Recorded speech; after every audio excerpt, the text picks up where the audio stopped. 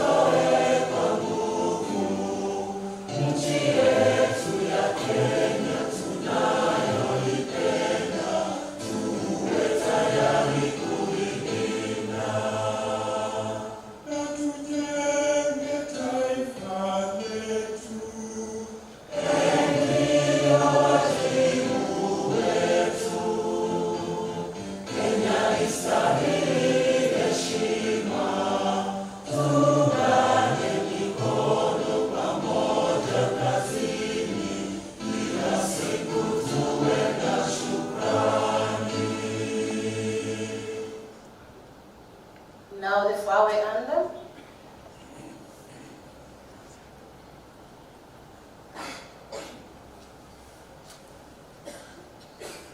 Jumuiya Afrika Mashariki, tuwezeshe kuishi kwa amani, tutimize na malengo yetu. Jumuiya yetu sote tuilinde, tuwajibike, tuimarike, umoja wetu ni nguzo yetu, idumu jumuiya yetu. Thank you for the East African anthem. Do we have the flower anthem? Breaking the chains of backwardness, thou economist, the gospel's sword. Arise, let your candle light. Thou shalt of Africa, thou will lift you high. Lord, let's bow in for the education of the thou child of Africa. United forever, strong and together nations rise, and we shall march beyond the depths for the dream victory. Breaking the chains of backwardness, thou economist, the gospel's sword. Arise, let your candle light. Thou child of Africa, thou will we lift you high. Support all the efforts to educate all the girls, get the opportunities, and use them, blessed be the gospel. Have gone through the gates of our way, and let them bring back the joy to the struggling girls today. Breaking the chains of backwardness, thou economist, the gospel's sword. Arise, let your candle light. Thou child of Africa, thou will we lift you high. Breaking the chains of backwardness, thou economist, the gospel's sword. Arise, let your candle light. Thou child of Africa, thou will we lift you high. Thank you. Thank you. Please take your seats. Thank you very much. Thank you very much. Please be seated. Thank you very much. Ladies and gentlemen, my name is Mildred Gessa. I know it appears as Millicent. Mildred Gessa, call me Gessa. When you really want a favor from me, it will work. This morning, we are gathered here on the launch of the situational and analysis report on the status of teenage pregnancy. And my mind goes back to 2021. Actually, around 2021 towards the end. That after the COVID pandemic, the news started spilling out. The newspapers had headlines that read, 3,000 girls pregnant, 5,000 girls pregnant, 4,000. The numbers were appalling. The answer I am looking for as a recovering journalist from my... Because the power table of the girls there, girls, please could you stand? A big clap to the girls there. The power table of the girls there, including my personal assistant here, if they show up in school pregnant, they were violated. Am I right? They were violated. So media I'm a very idealistic journalist. I've been thinking, why don't we say 100 rapists arrested this year for impregnating our girls? Thank you, girls. Sit down. You're wonderful, beautiful girls. A big clap. So as we begin this meeting, I'm still waiting, hopefully, for my microphone to be restored. As we begin this meeting, I urge and really ask, how do we go beyond reporting the numbers of pregnant girls? But not only for them to make things shift. So today is such a day where we are going to discuss and unpack quite a number of things. Thanks to FAWE Kenya for hosting us in this very important meeting. And with that, I want to first of all welcome Dr. Mary Goretti Akinyi from the FAWE Kenya board to give us the welcome remarks. A big clap for Dr. That girls don't just show up pregnant. There has to be a process. Pregnant. There has to be a process. What is that process? What do we need to do to actually just nip this completely in the bud and let our girls learn? What do we need to do? How do we need to do it?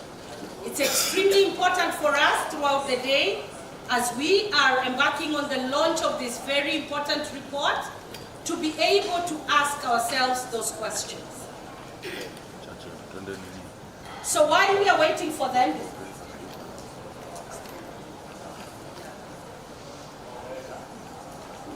no, we don't want to mess Dr. Mary Goretti's voice. You can mess mine. Are they fixing it? They are, but not yet. Not yet. So while they fix it, dear colleagues, I want you to look at yourself around on the table, and I have a simple question. Sometimes when we work in this field, we don't really know the numbers. No, that's not. We don't really know the numbers. I want you to ask yourself and ask Mrs. Google. Mrs. Google, this is a very political statement. Ask Mrs. Google how many girls, school girls, were made pregnant in 2023. I don't think we've counted 2024.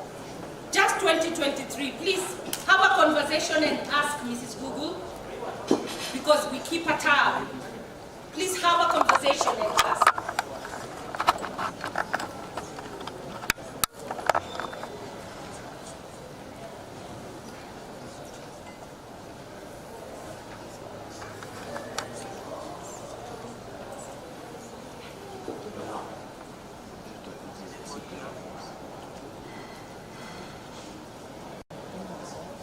Testing, not yet.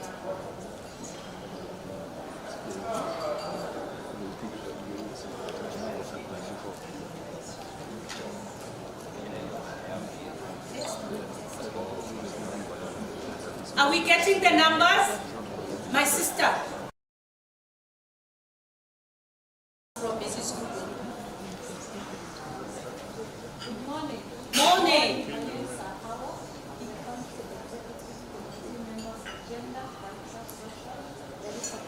County Executive, sorry? For gender, For, culture, social, youth, and sports, for, yes, thank you, Madam Hawa. What do you have in your numbers? 696. 696 in the country of Garissa. No. In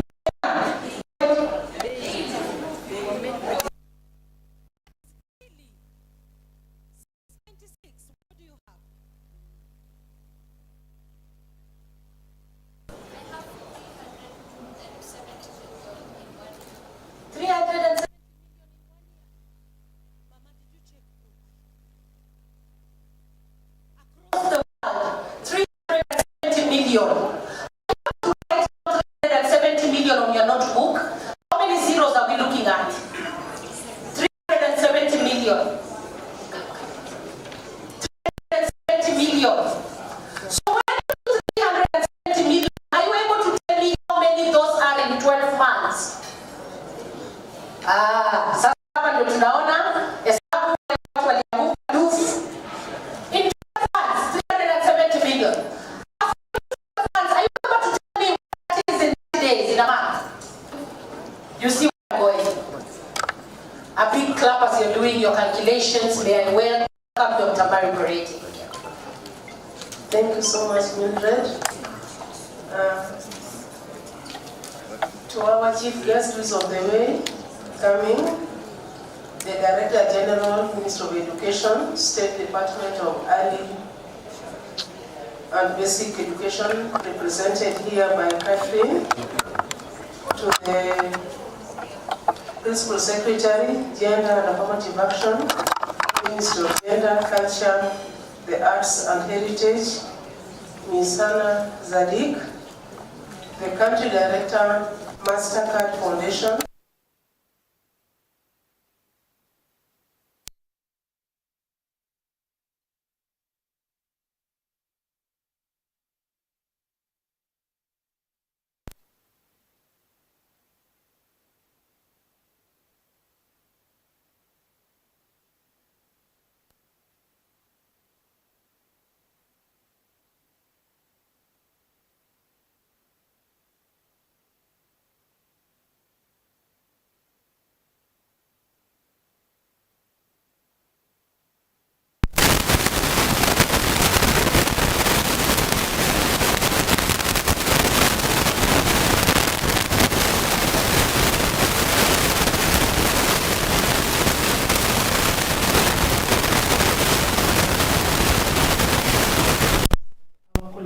Commitment to tackling the pressing issue of teenage pregnancies. You had the figures globally and daily, and it highlights the crucial role that media plays in shaping perceptions and driving change.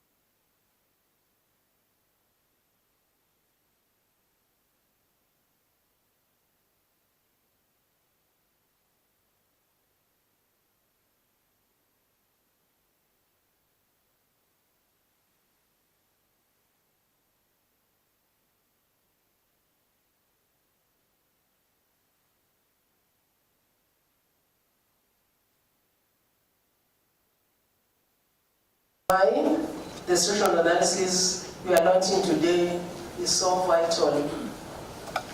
This analysis will provide us with a comprehensive understanding of the current landscape surrounding teenage pregnancies.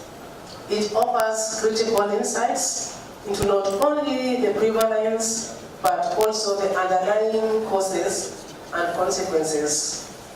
By dissecting these elements, we can better inform our strategies moving forward. Our aim is not merely to understand the problem, but to develop actionable solutions that empower the young people, specifically the girls. We know that knowledge is power. By equipping our youth with the information and resources they need, we can help them save and make informed choices going forward. The insights derived from these analyses will serve as a roadmap for stakeholders across various sectors to collaborate and implement effective strategies that address the challenges our youth face. Now, as we turn our attention to the media, we recognize the incredible influence it wields, the fourth estate, that is. The media awards we are celebrating today honor those who have excelled in raising awareness and driving conversations about teenage pregnancies and related issues. The power of the media cannot be overstated. It has the unique ability to inform, educate, and inspire change. The nominees and winners of these awards have not only reported on the facts, but have also shared stories that resonate deeply, humanizing the statistics and sparking empathy.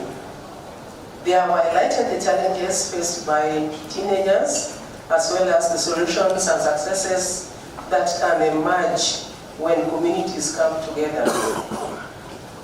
As we celebrate these media professionals today, let us remember the responsibility that comes with this power. It is crucial that we use our platforms wisely, amplifying voices that need to be heard and ensuring that our narratives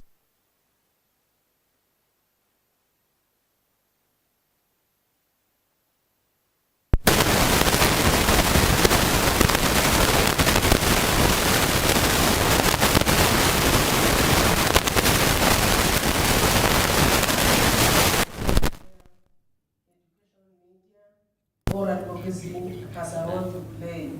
Check. 1, 2, 3, 4, 5, 6, 7, 8, 9, 10. Today, let's commit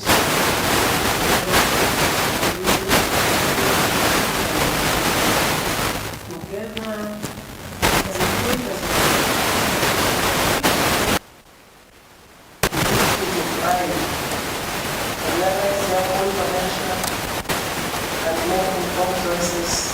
About their futures. And before I leave the stage, I would acknowledge the work, the partnership we have had with the Mastercard Foundation through our RS. They have made it happen. They have made the girl child in Kenya smile, and they have made it for us to collect data on the re-entry policy the government put together. And we thank you for that partnership. Thank you all for being part of this vital initiative. Let's make a difference together. Have a blessed day. Thank you. Another round of applause, please. Thank you very much. Thank you very much.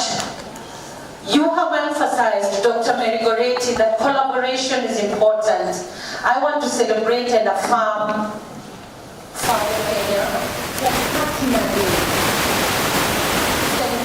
media, partnering. We are always urging stakeholders. There's a difference between engaging media and partnering. You engage media when you have a press release and say we want to do a press conference. We have done this, go. You partner with media when you do what FAWE Kenya has done. You work with them in trainings, you facilitate and support the work they do, you culminate in media awards like what we have today. A big clap to FAWE Kenya. Very impressive practice. And with that, may I welcome the CEO of FAWE Kenya. So we have to hold this. No, the program. I want to assure you, he assures me that this is not dangerous, this one.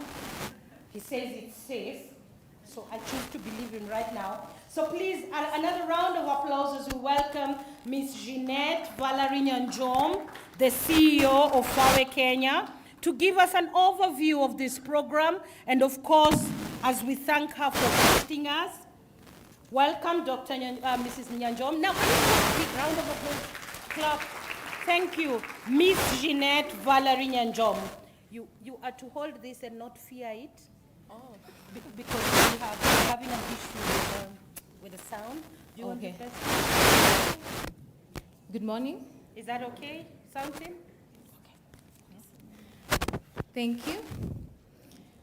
To our chief guests, Mr. Elias Abdi, Ms. Hannah Sadi, Country Director, MasterCard Foundation, Ms. Catherine Kayaro, the representative, State Department of Gender, Ms. Jacqueline Muriuki, representing Kenya Red Cross, Dr. Edna Lenku, First Lady, Kajiado County, FAWE Africa and Kenya board members, distinguished guests, partners, students, all stakeholders, good morning. Today marks a pivotal moment for FAWE as we launch the situational analysis report on the status of teenage pregnancy in Kenya, a cornerstone of our Imarisha Msichana program. We take this opportunity to celebrate the achievements of the program and also that of the Fourth Estate, who have excelled in gender-responsive reporting through our trainings that we have conducted in 20 of our counties that we are represented. Just to name a few, these include Homa Bay, Turkana, Meru, Migori, Bungoma, Machakos, Busia, Kiambu, Nyandarua. The Imarisha Msichana program is a partnership with the MasterCard Foundation that was initiated with a singular purpose and powerful goal to significantly reduce the incidences of teenage pregnancy during and beyond COVID-19. This mission is driven by our belief in the potential of every young girl and understanding that teenage pregnancy is not only a personal issue, but a societal challenge that demands a comprehensive, multifaceted approach. This program actually leverages data-driven strategies combined with community-based interventions and also looking at aspects of societal change and sensitization. Through our awareness campaigns, media advocacy, partnerships with local organizations, the government at both county and national level, the Imarisha Msichana program promotes the re-entry support for young mothers, sensitizes communities on human sexuality, and engages both boys and young men to foster a culture of gender equality. A particularly impactful aspect of this project is the Mothers Club, which is being piloted in 5 of our counties, namely Homa Bay, Kakamega, Nakuru, Machakos, and Nyandarua, currently empowering 125 mothers with reproductive health education, psychosocial support, mentorship, and vocational skills. This model is particularly used to encourage the re-entry of the teen mothers back to school. In addition to our Mothers Club, we use the Tuseme clubs, Tuseme meaning speak out, to build resilience among girls. These initiatives equip them with the knowledge and skills to resist early marriages, pressure, and prioritize their education. Through peer counseling, mentorship, both boys and girls are encouraged to speak openly about issues that affect their lives and their understanding of sexuality. This holistic approach aims to enhance resilience of girls and young women, particularly in combating teenage pregnancies. The Imarisha Msichana project also supports training of community leaders and other stakeholders who serve as instrumental advocates for adolescent girls' rights. Together, these efforts reinforce local support networks that are essential to creating sustainable change. Today's launch of the situational analysis report represents a step forward in the fight against teenage pregnancy and early marriages. This report is the result of efforts across the 20 counties drawing insights from various stakeholders. We try to look at the aspects of highlighting the harsh realities faced by young girls and underscores the need for targeted interventions and sustainable solutions. As we delve into the report today, we confront the stark statistics and narratives that vulnerabilities of adolescent girls, and we acknowledge the socioeconomic disparities, the cultural norms, systemic barriers that highlight the risks which have exacerbated by global health crisis. Yet amidst these challenges, we hope in our collective resolve to effect change. This analysis is not merely a report, but a call to action, a call to protect, to educate, to empower our girls. It is a commitment to foster an environment where every girl can thrive free from the shadows of early pregnancy and its lifelong implications. Today, we also honor our journalists who have been trained through the Imarisha Msichana program. The media's role in shaping narratives and driving societal change cannot be underrepresented.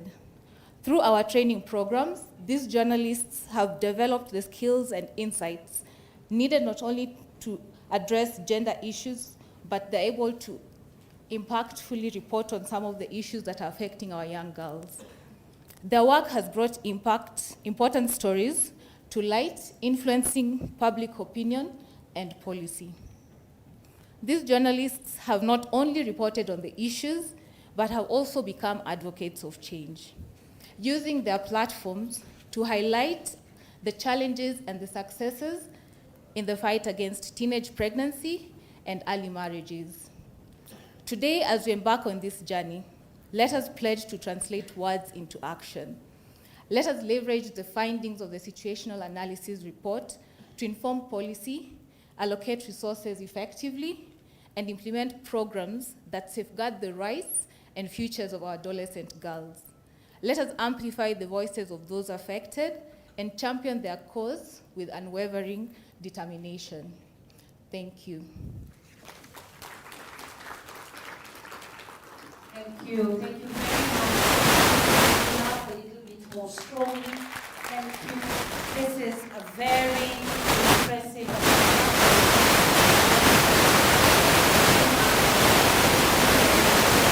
collaboration with media, and this is what we need.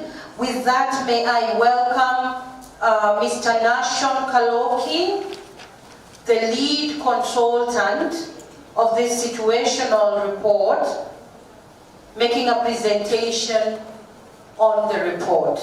Mr. Nashon Kaloki. Thank you.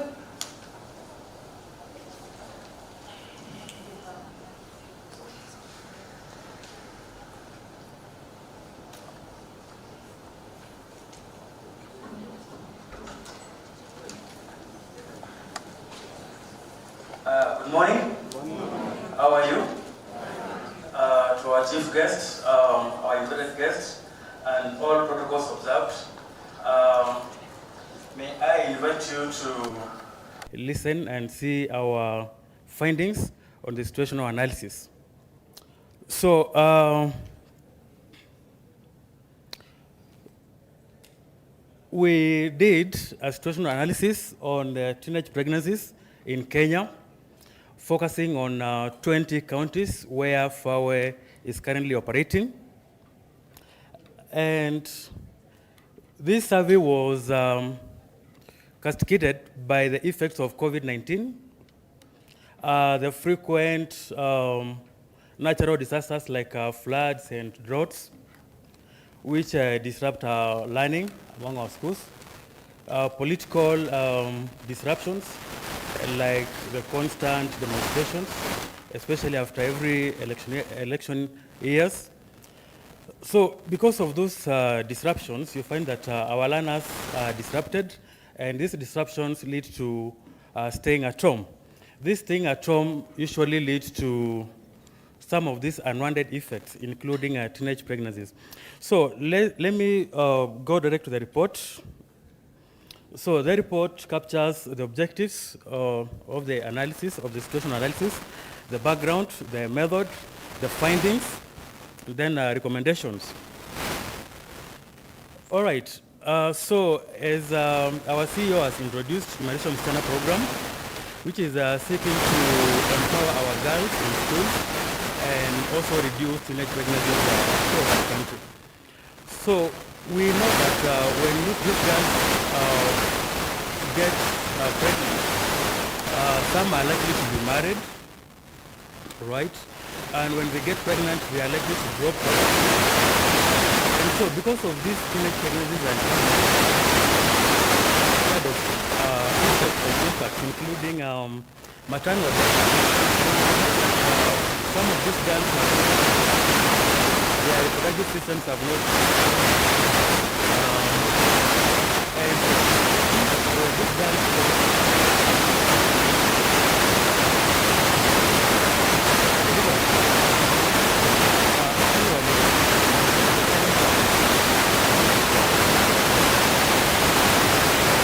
childbirth. So because of teenage pregnancies and childbirth, we have maternal deaths, we have also injuries among the girls. We have also premature births among the children. Then we have also issues to do with obstetric fistula, as well as...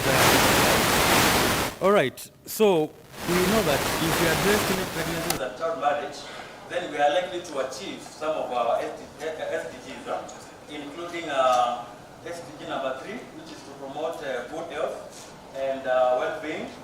SDG number 4, which is to promote quality education, as well as to SDG number 5, which promotes gender equality. And so addressing teenage pregnancy will help us achieve some of these SDGs. All right, so these were the 5 objectives of the situational analysis. Number 1, to understand or collate the number of girls who are pregnant girls. Number 2, to identify the factors that contribute to teenage pregnancies. Number 3, to understand the effects of teenage pregnancies among the girls. Then number 4, to pick some laws and see how they help in preventing teenage pregnancies. Number 5, to document some of the best practices in reducing teenage pregnancies, right? So let me get into the approach we used, the method. So our method for the situational analysis was in 3 phases. Phase 1 was the preparation phase, where we did meetings to understand our sample size, our counties, our target group. Then designing of the data collection tools, that is the questionnaires, the focus group discussions, and the key informant guides. And then we also pushed or coded our tools into online data kit, that is a COBO. So from that phase, we went to the phase of fieldwork, where we collected data across several schools in 20 counties in Kenya, where FAWE works. Then at the county level, we identified some of the schools where teenage pregnancies were reportedly high. And then from those schools, we did our sampling size. Then we got sample size and the girls. Thank you. So at that level, we also did the questionnaires administered to the girls. We also did FGDs to both girls, boys, and also caregivers. And we also did some key informant interviews among the stakeholders. Then from the data, we went to the third phase, which was the analysis and report writing. Then now we are here, sharing the findings with us. Thank you. Next. So I just want to pick some numbers. I've said that this sample size was among the 20 counties. That is Nairobi, Machakos, Murang'a, Kiambu, Nakuru, Narok, Kajiado, Homa Bay, Siaya, Kakamega, and others. See. So we did a purposive sampling, as I've said. So our sample size was 1,030 girls in those 20 counties. In addition to the 1,030 girls, we also did 27 key informant interviews as well as 20 FGDs. Okay. So our analysis was done using SPSS, Stata, and Excel. Yes, we also adhered to ethical considerations where we did informed consent, informed assent, confidentiality of the data, do no harm, as well as voluntary participation. So those are the distribution of the counties where we did our sample size, as I've said. So we have also Garissa, Meru, Elgeyo Marakwet, Turkana.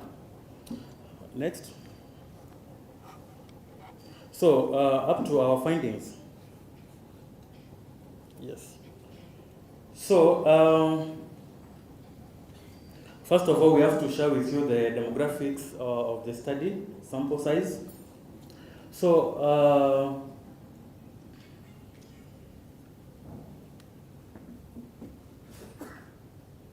So we had 22% of the study participants being aged 9 to 12 years. Then the majority at 42% were those 18 above.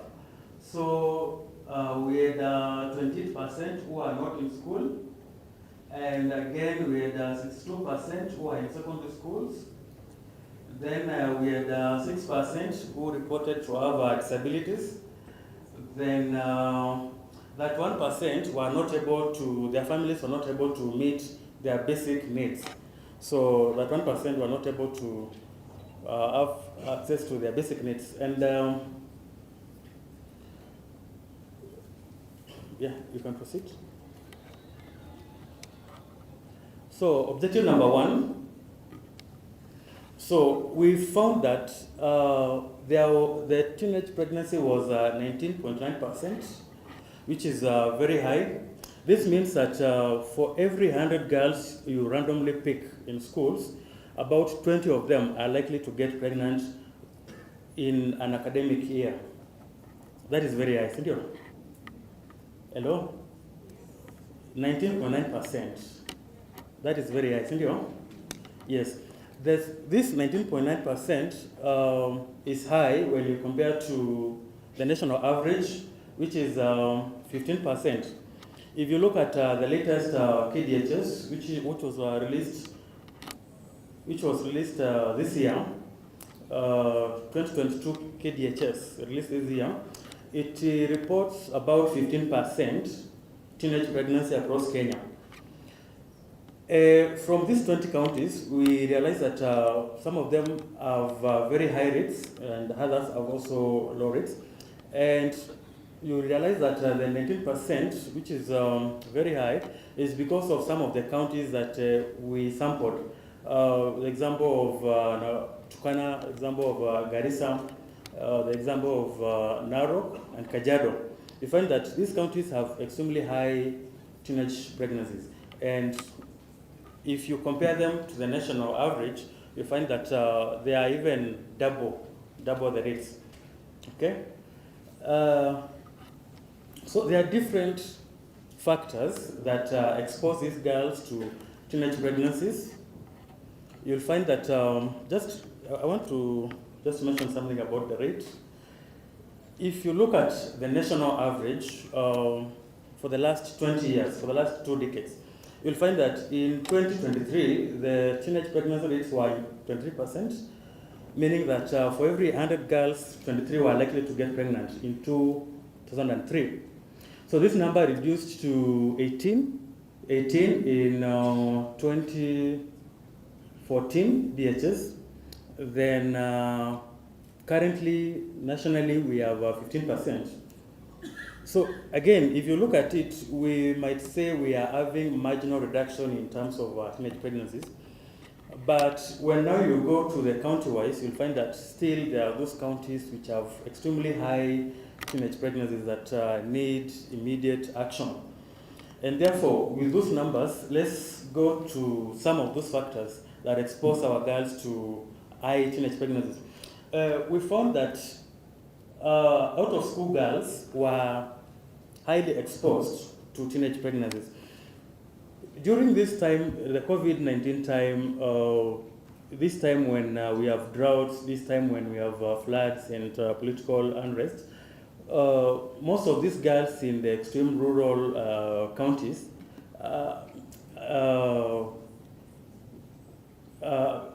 become absentee learners. So we found that in Turkana County, about that 4% of the girls had dropped out of school. This was followed by Garissa, that 1%, then NAIROBI, 27%. So this prolonged exposure of staying at home was adverse in terms of making our girls drop out of school. And dropping out of school was exposing them to higher chances of getting pregnant. So we also found that because of this effect of families not able to meet basic needs, then these girls are also exposed to likelihood of developing or becoming pregnant. Next. All right. We also found that girls with special needs, which we found to be 6%, were also more exposed to teenage pregnancies. And we found that these special girls also need special attention in terms of education on what we call age-appropriate family information to empower them and teach them on how to handle these situations. Number 4, we have girls who are absentees. So we found that absentee students, which we found to be that 4% in Turkana and that 1 in Garissa, these are the counties which had the highest absenteeism across all the 20 counties. So absentee learners were also found to be highly exposed to situations that could lead to teenage pregnancies.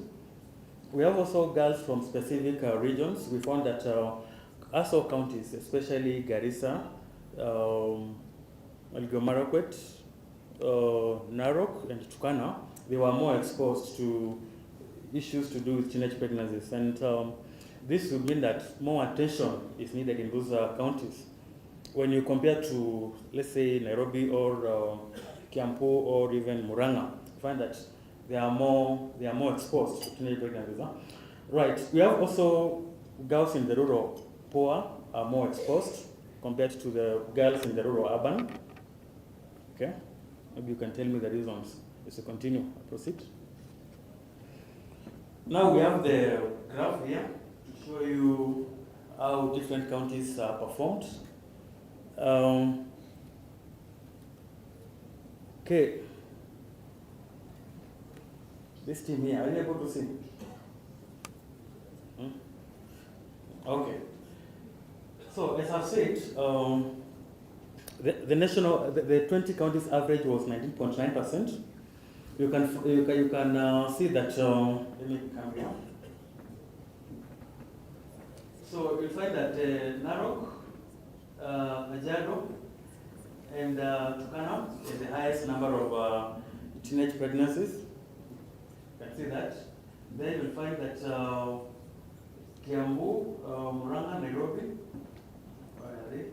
and Nyeri have the lowest teenage pregnancy rates. So this will call for action, especially among those counties where we have high teenage pregnancies, especially Kajiado at 5.6, Narok at 3.3, then at 4.2% in Turkana. So this is our findings, what we found from those counties. If you go further to the other counties, you are likely to find that in Samburu, which is not in this sample size, it's likely to have even more than 40%. So again, you'll find that, as I've said, some of the counties in the Aso regions and in the northern frontier are more likely to be exposed to teenage pregnancies compared to the others. All right. then we found that the burden of teenage pregnancy was mostly in secondary schools, then the primary schools. So again, there is also need to focus on those categories. I understand now we have the junior secondary schools and the senior and the primary. So again, we also need to focus on those. Okay, next. All right, very important and debatable topic, perpetrators. So we also sought to understand who are the perpetrators of these teenage pregnancies across all those counties. And from what we found is that most of them said boyfriends. So boyfriend was number one leading cause of teenage pregnancy at, what is that percentage? Boyfriend? 29 point? Yes, 29. So yes, out of those, if you pick 100 girls, then 29 of them will tell you my boyfriend was my boyfriend. Then this was followed by neighbors. Neighbors, what is the percentage? Yes, the environment, the surrounding. Okay, number three.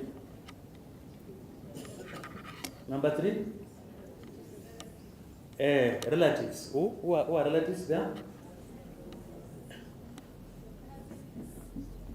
Yeah. Who else? Uncle.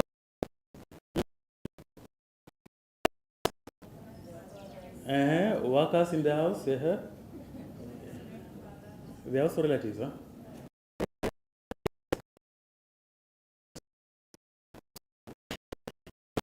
These three, for example, before we even go to border riders and others, you find that these are the people who are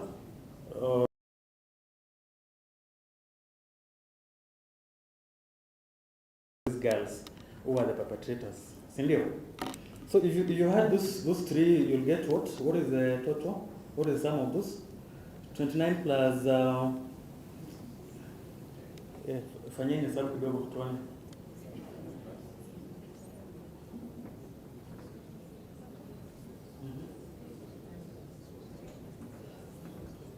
The three, they form what? 57. So you see, more than half of the perpetrators are people known to the girls. So does it mean that our intervention should be among those people who are known to the girls? Sindio? Good. So, in addition to that, we now go to the factors that contribute to teenage pregnancies. You find that we've seen that boyfriends, they contribute to 9.1%. Then we have relatives, then we have neighbors. So what makes these girls to fall prey to these three categories of people? So we found that number one is peer pressure. Peer pressure. Then we have also lack of basic necessities. So peer pressure, an example of peer pressure in Turkana in 19, you know, that disruption, staying at home. A girl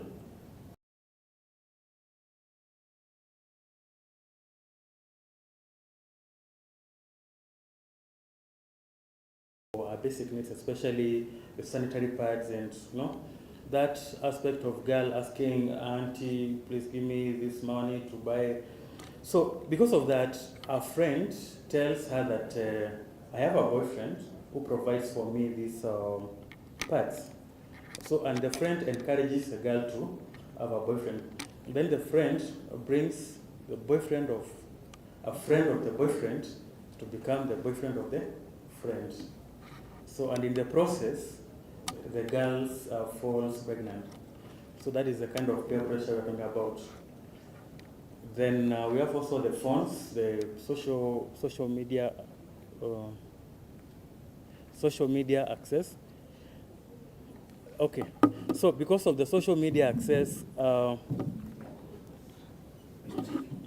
because of the social media access among the girls, you find that they are able to communicate with their peers, they are able to share content, they are able to communicate and exchange ideas, and because of that, the peer pressure, okay, boyfriend, then teenage pregnancies. Okay, good. So among the factors, we found that we have early sexual debut among our learners. So we found that about 15% of our girls were influenced by their peers to have boyfriends and engage in early sexual debut. We also found that about 12% and 22%, 12% of girls and 22% of boys reported having sex by the age of 15. So what does it mean? It means that our girls and boys know or have started sex by age of what? 15. So again, that is a comment that we need to look at. Social media, as I've said, it is influencing our boys and girls. We have also lack of parental supervision. A case we recorded in,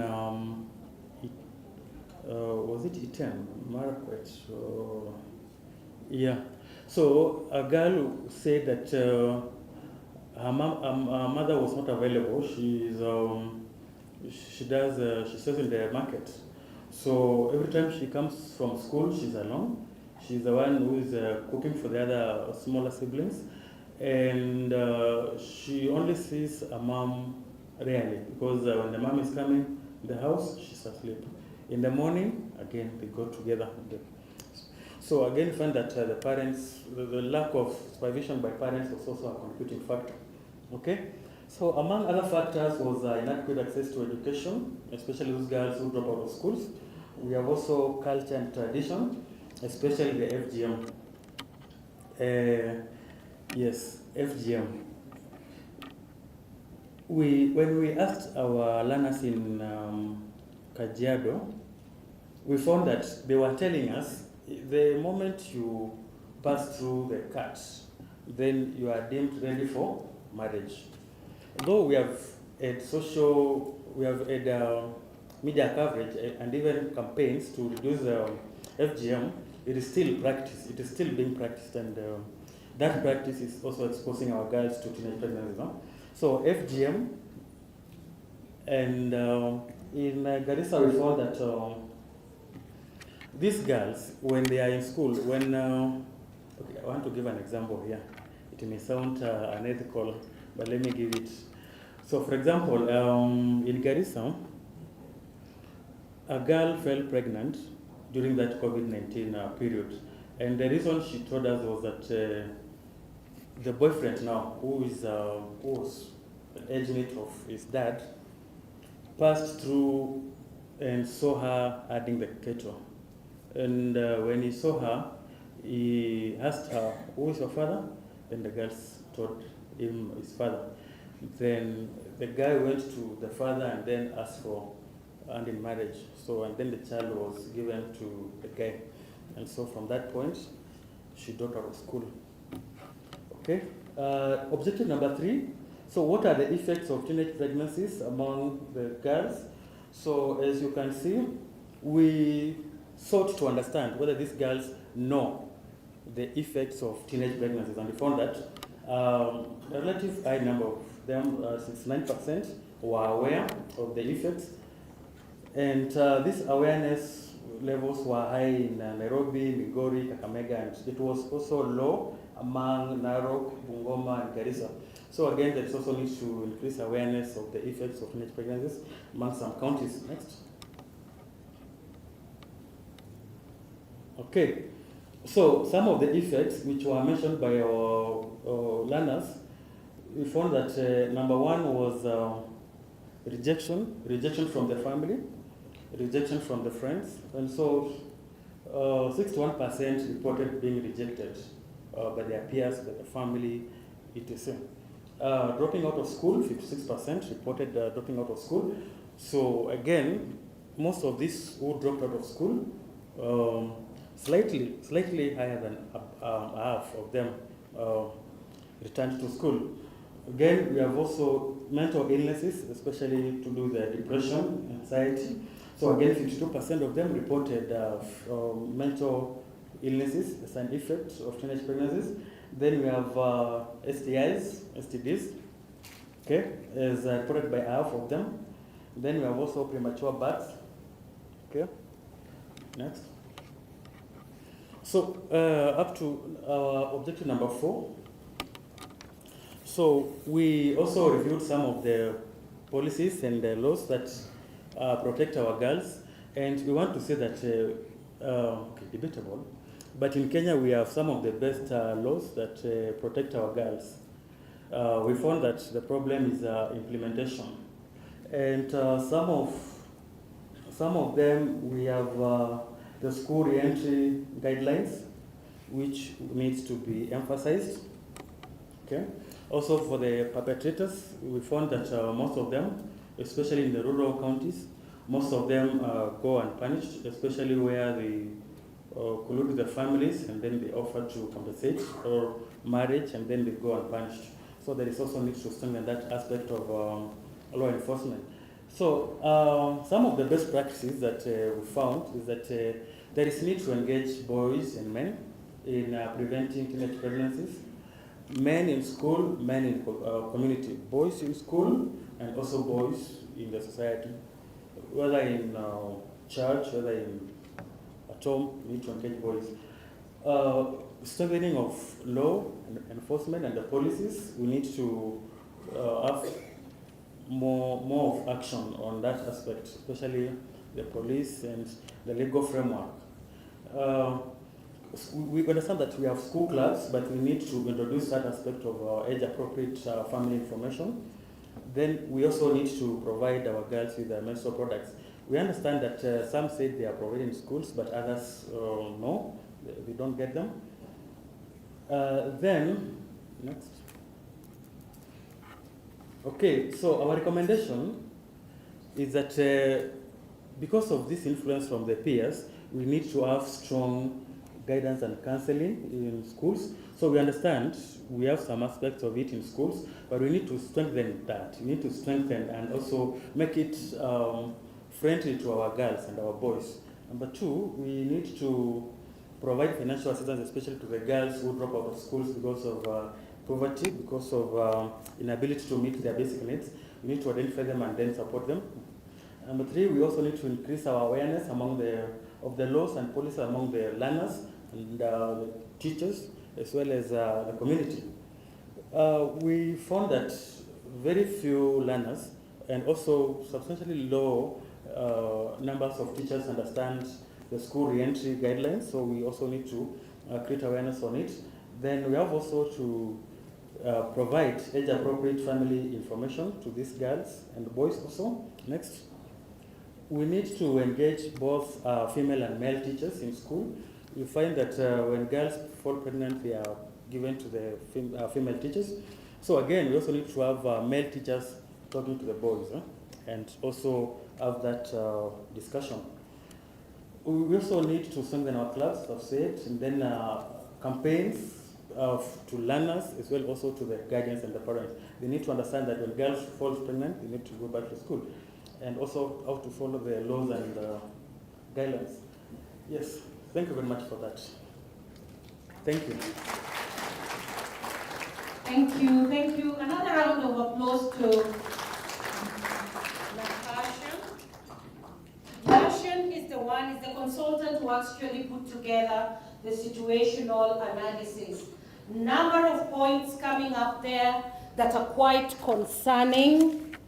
I would love us to really think critically, for example, as we digest the points Nation has brought out, that we think a lot about language, for example.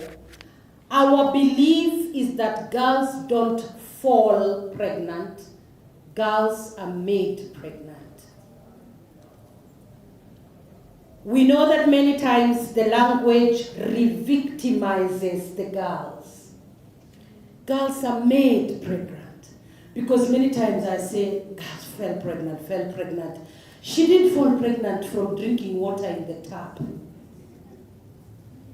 Are we together?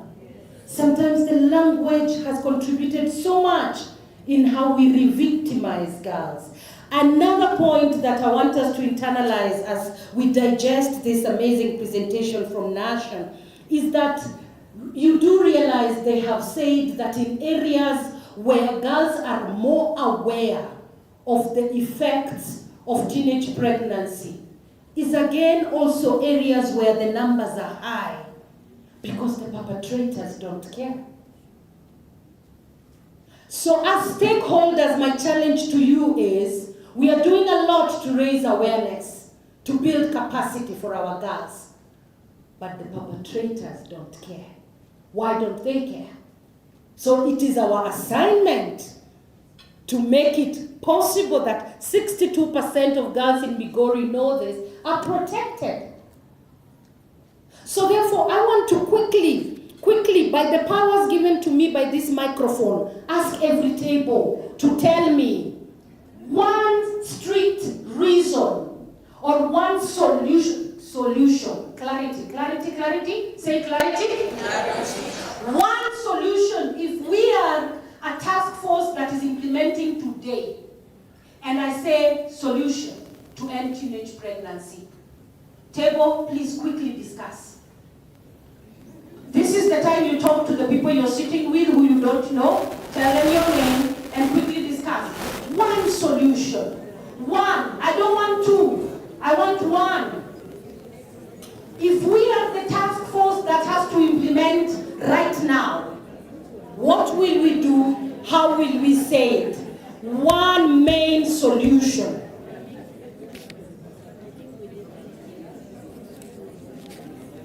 One main solution. As you do that, the FAWE Kenya alumni, please get ready. The alumni, just get ready because you're supposed to come and have a presentation, right? One solution. Don't even waste a lot of time because we are always talking as Kenyans. But one solution, I give you 5 more minutes, let's have them run down. One solution.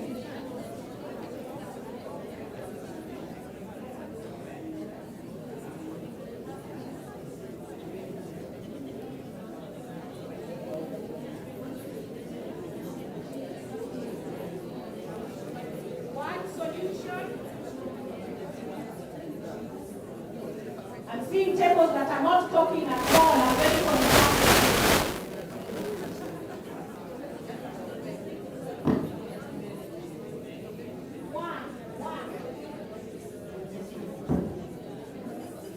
The solutions are very try and agree.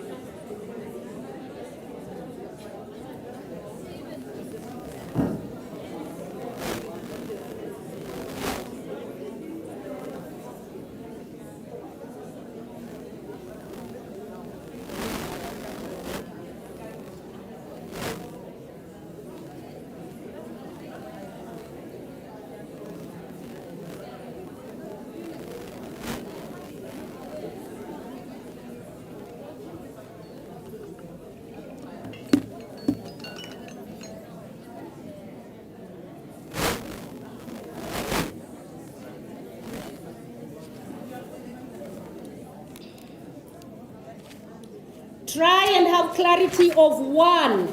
We could have many, as the report has many recommendations, but try and have clarity of one.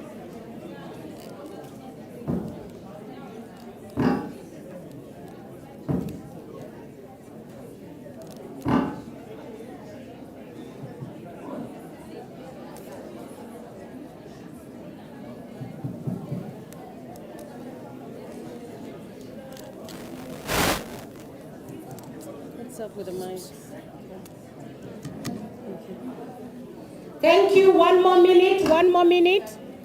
Try and wrap up.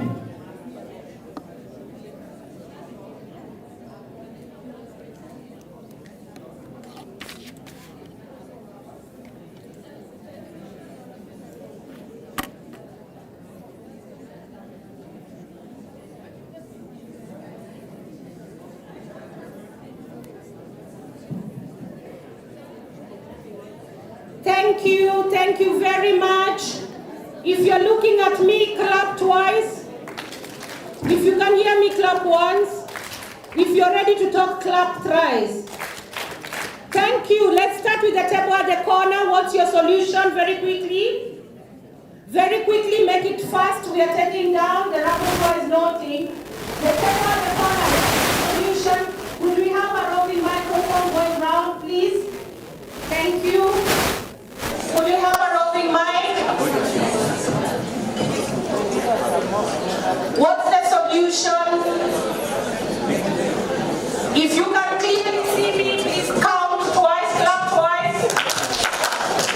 Table at the corner, what's your solution? Make it short. Make it short, make it punchy.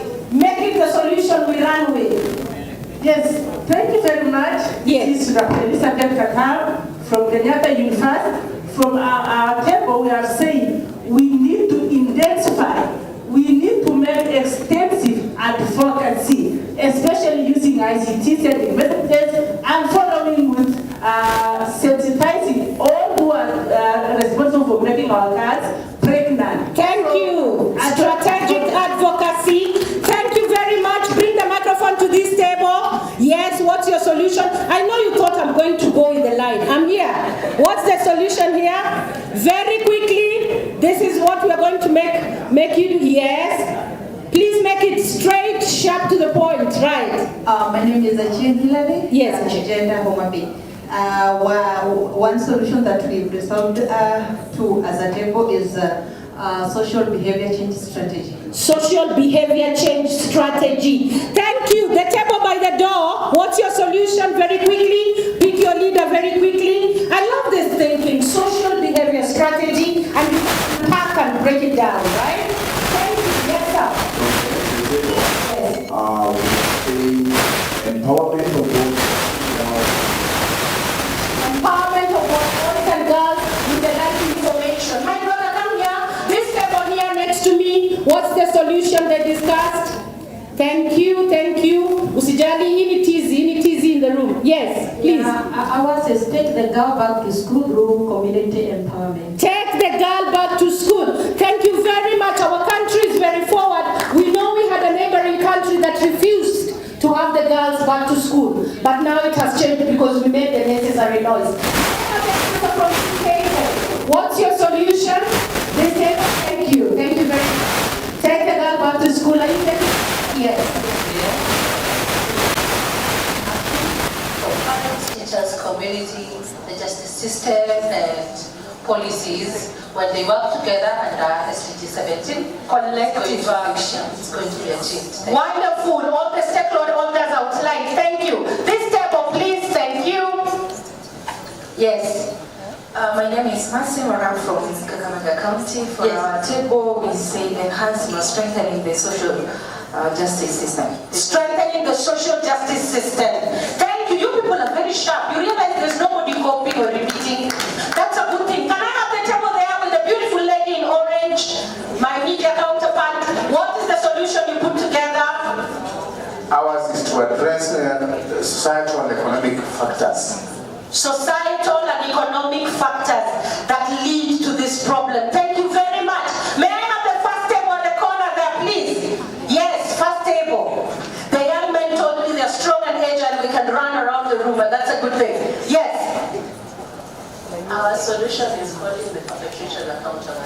Holding the perpetrators accountable. I'd like us to know how we do that. Because we have the justice system, but how do we hold them accountable? That's fine. May I have this table, please? Yes.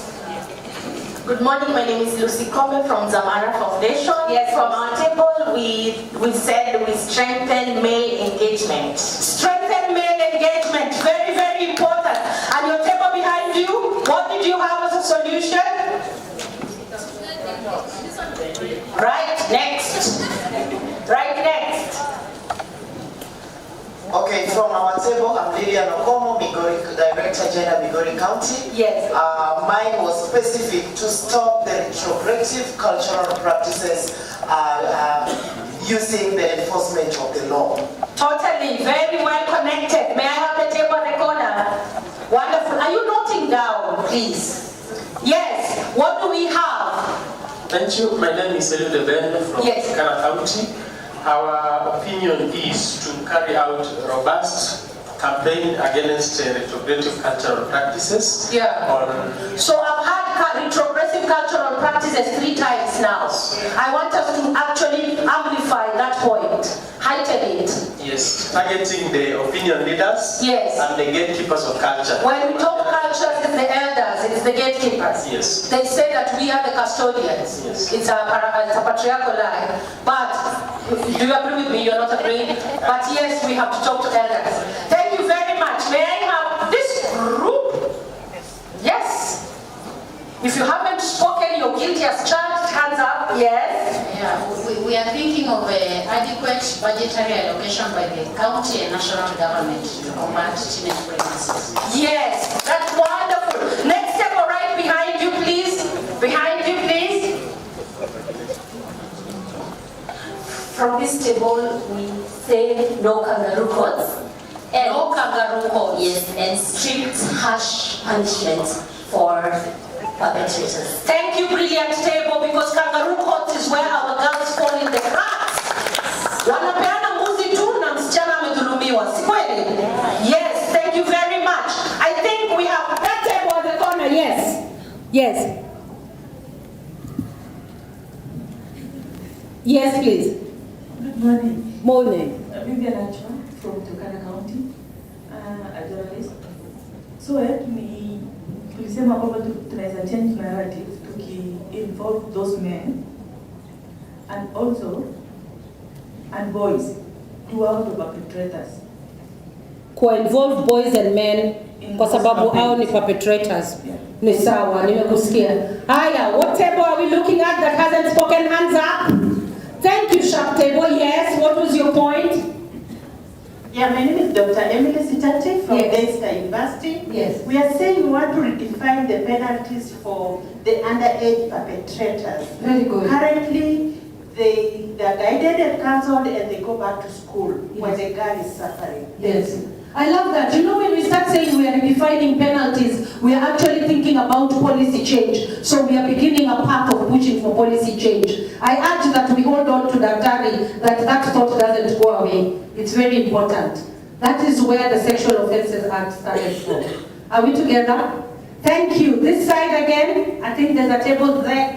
Right. Oh, my power table. That's my power table. Thank you. My name is Lucy Matenge.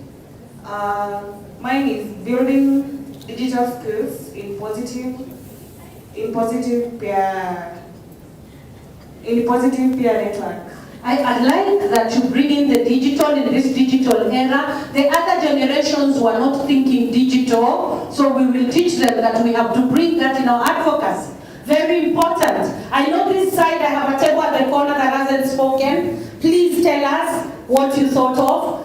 This side, I have 2 tables that haven't. Thank you very much for having this conversation. Yes. My name is Monica Nyele from Transoya. Yes. As a journalist, we will help the stakeholders to name, shame, and expose the perpetrators. Exactly. Name, shame, and expose, because it's our work. Do we have another table there? Yes. The table here in the middle? Yes, please. Thank you very much for really participating collectively. Yes, sir. So looking at the data, my name is George Awala. I'm here to capacity Yes, George. for VSO and also SDGs Kenya Forum. It's good to see you, George. Thank you for being committed. Yes. Yeah, so the primary intervention should be at the family level. So we really need to focus on the family because it's the center of everything. This girl is supported within this family. Yeah. The males who are within that family, the relatives, the neighbors. So a lot of the interventions, if they focus there, then we will start making a difference, especially when we empower the girl to say no, but also the boys and the men to also understand what they need to be doing. Absolutely. We have to make that chain work from the family to the schools. Yes. I have 1 more table on this, 2 more tables. Can we start with, okay, the lady? Yes, please. My name is Dr. Felicitas Mwikani from Gata Network. So our table, we are saying we need age-appropriate messaging. Age-appropriate messaging. Wow, thank you very much. Thank you, and that can be unpacked quite well. There's a table at the corner. Oh, there's one. Yes, please. Okay, good morning. Morning. My name is Milton Kiplai from Bungoma County. Yes. Our table, we are looking at enhanced responsible parenthood. Parents should avoid delegating. Just a minute. You say enhanced responsible parenthood. Parents in the room here. Enhanced responsible parenthood. Don't delegate your parental responsibilities. Do not Sexual delegate. reproductive health education should start from home. Thank you very much. Enhanced responsible parenthood. I feel very seen. Thank you very much. Yes, sir. So my name is James Mwaki from the Delhi County Government. Yes, yes. So our table, this point has been repeated, but we were for the sustainable solution whereby we are going to have good parenting for both girls and boys. So how come parenting is such a big deal, people? Is it the basis? We agree it's the basis for both girls and boys. For both girls and boys. Are we together? All right, thank you very much. Do we have a table that hasn't spoken? Yes, please. Yes, please. Thank you very much. As you're reflecting on it as a stakeholder, please think about what your group is talking about and how you can actualize it. Yes. Pamela Nyango from Sia County. Yes. From this table, we agreed that the other points have been said, but we also have a multi-sectoral approach. Yes. In discussing issues, matters, pregnancy. Yes. Because we'll involve everyone from the lowest level within the county to the highest level. The multi-sectoral approach calls on us to create some kind of value chain into ending teenage pregnancy. What does that value chain look like? From what do we connect? And these conversations are very clear. You're talking the foundation that is family. You're coming down to the elders, that is the cultural aspect. You're coming to the social aspect where girls become dependent. You're coming. So I love the multi-sectoral approach. Is there a table that hasn't spoken? Not here, okay. May I ask that you stand and stretch up to the room? Trust me, I need you to do it. Because the day hasn't even begun yet. Now, there are people who reach the ceiling when they stretch. Try. The person who's highest, it doesn't matter whether you are tall or short. I just want to see. Yeah, I already used to see a winner. You might not think she's very high. Just stretch up there to the ceiling. Stretch your hands up there to the ceiling. Very good. Very good. Please clap with your hands up. 1, 2, 3. You didn't follow instructions. 1, 2, and 3. Again. 1. Photographers, this is a beautiful. Go ahead. Continue, continue, continue, continue. Thank you. Thank you. Have a seat. Thank you and have a seat. I love this room. Very fired up, very invigorated. At this moment, I do acknowledge the presence of our guests, especially our chief guest, representing our chief guest, Madam Catherine Matara, the Director of Education, Ministry of Education, State Department for Basic Education, Directory of Policy Partnerships, and East African Community Affairs. Madam Matara, we welcome you and thank you for being here. May I now welcome our FAWE Kenya alumni. There's a poem we have to listen to. Where is our alumni? We can't continue with the program without you. Please come forward. Come forward. A big clap as she does. We always must celebrate and encourage our girls to take leadership, to come forward. Yes. Another round of applause. Don't be tired until she gets here. Thank you. Thank you.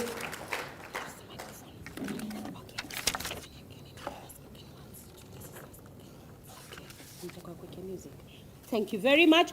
Could you please just put for us some music that is suitable for spoken words? I am a recovering Gen Z, yes? Music that is suitable for spoken words because she's doing spoken word. To the generation that comes from my past, Spoken word is when you speak your truth and rhyme it. Spoken word, my brother, it's okay, it's okay. So if you can just put for them some cool, calm, is that okay? Yeah. Like cool, calm music. Yeah. Yes, for their spoken word. Do you want another microphone? Do you want another microphone? Can we have another microphone, please? Mbili haiwezi.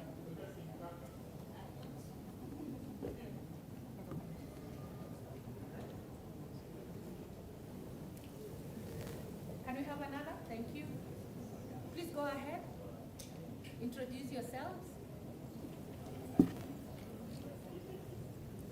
My name is Lucy Madenge from St. Veronica Chebukaka, Trans Nzoia. And I have a spoken words which it says that the voice of a young woman.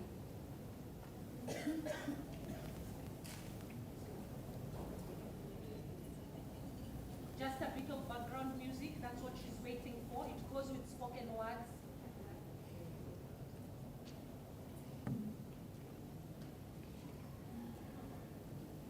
You could Google jazz or curry music.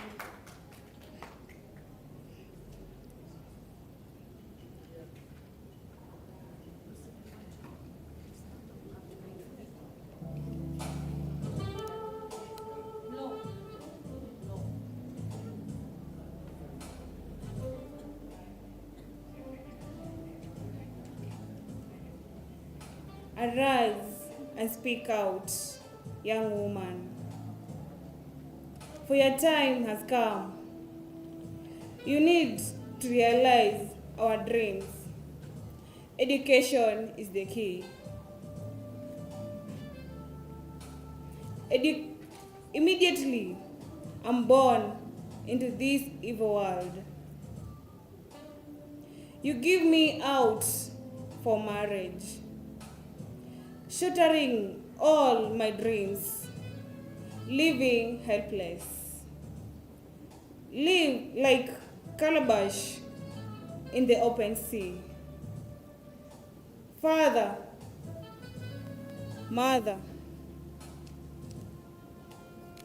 uncle, and grandparent, do not neglect me. Give me education, and I'll steer you higher. When those bad days come, old men in community, do not give me hand in marriage for me.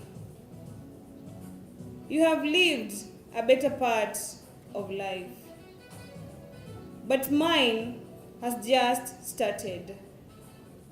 Give me opportunity to realize my dream and become the pride of our Turkana community. Listen, fellow Kenyans, the cry of an innocent girl's child.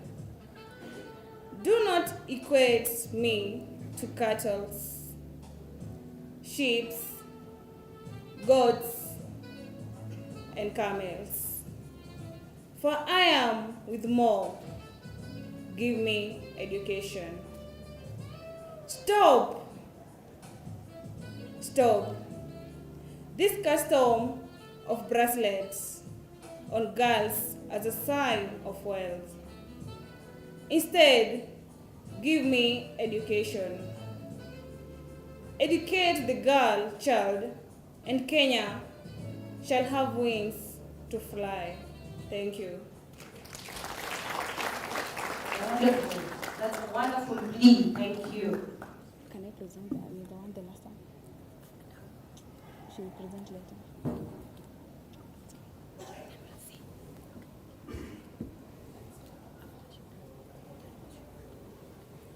Do you also want the music? No. Okay, you can go ahead. Is that on? Selina Kolo kutoka shule ya mseto ya Lukter. Nawaletea Fawe. Karibuni. Fawe Kenya, jina la kutamanika.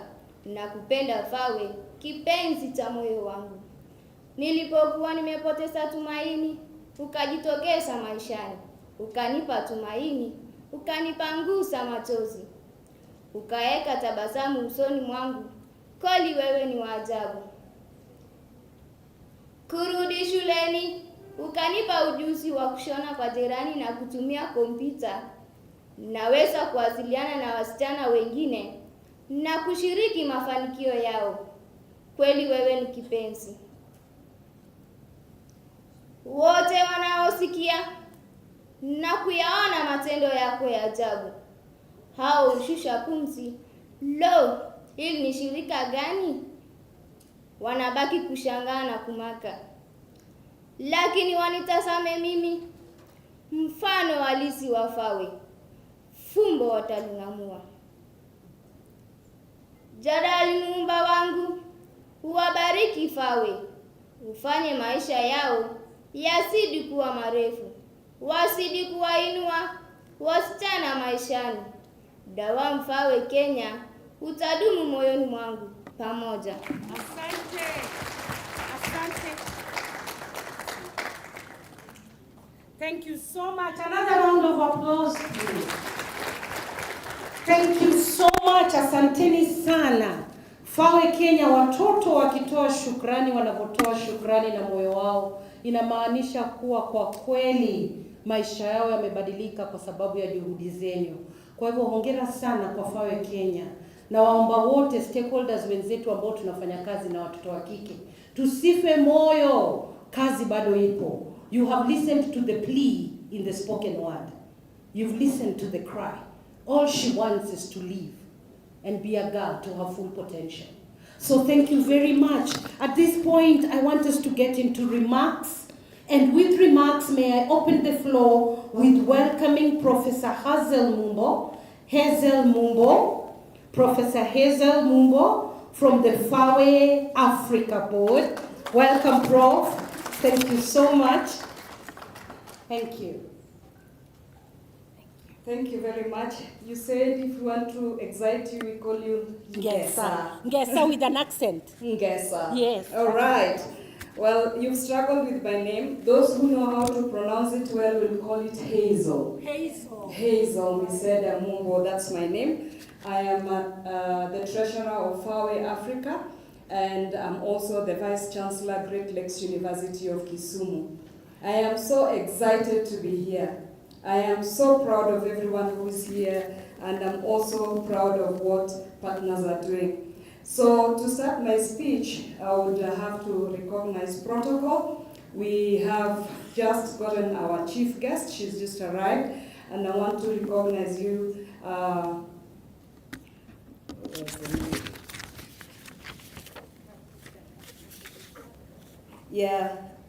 Our chief guest, Catherine Matara, Director of Education, Ministry of Education, State Department for Basic Education, Directorate of Policy, Partnership and East African Community Affairs. Appreciate you. Ms. Catherine Kayaro, Coordinator, Field Service, Ministry of Gender, Culture, Arts and Heritage. Acknowledge you. First ladies present, at least I know that Dr. Edna Lenku of Kajiado is around.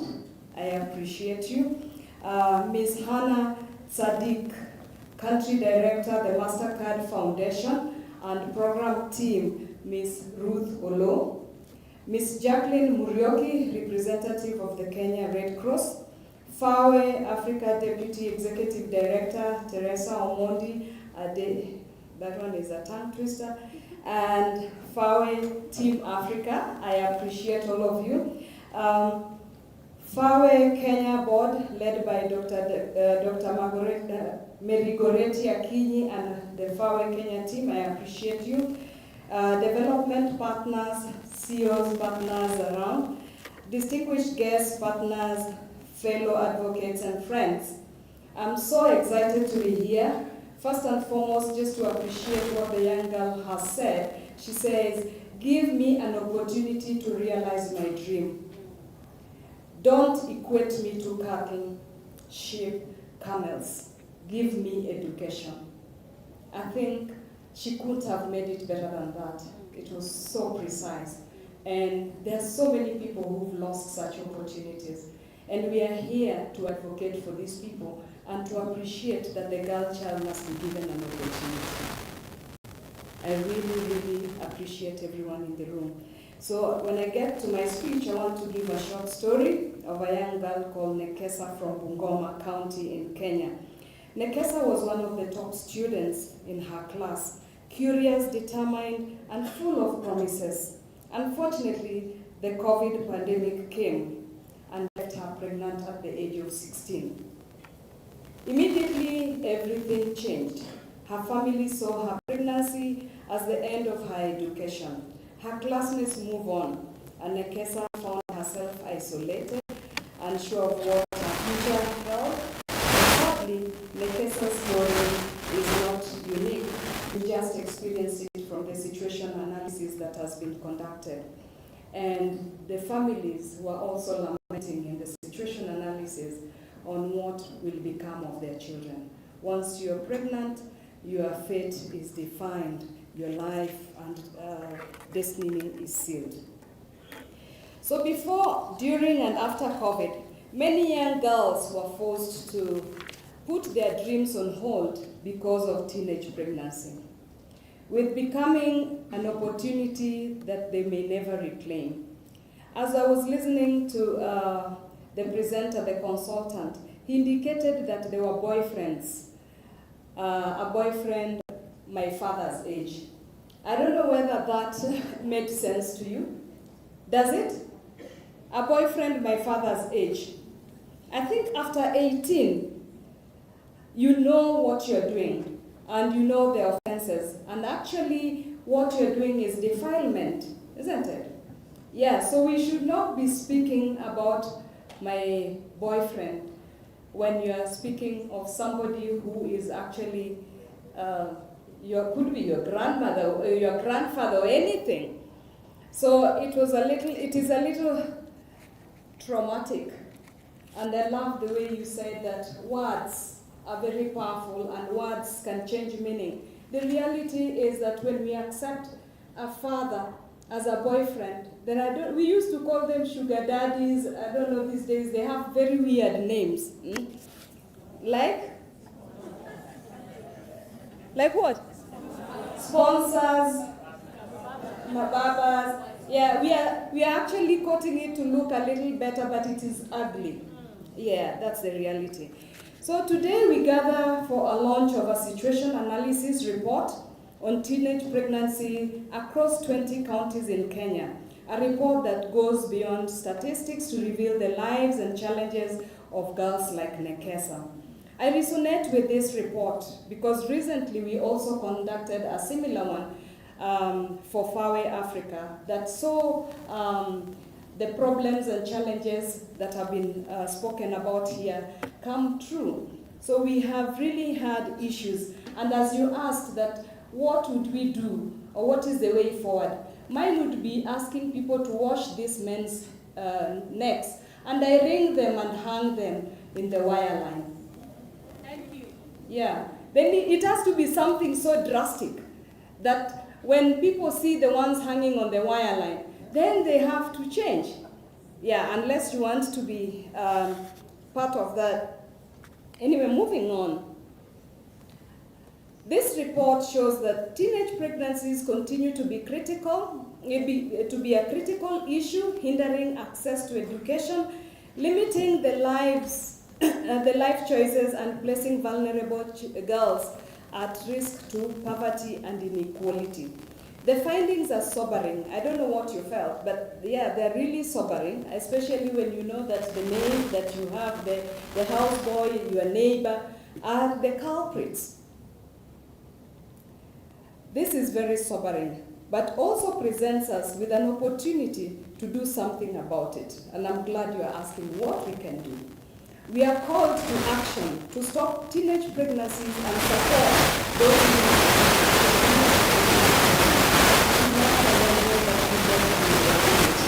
FAWE's mission has always been to ensure that girls across Africa have access to quality education.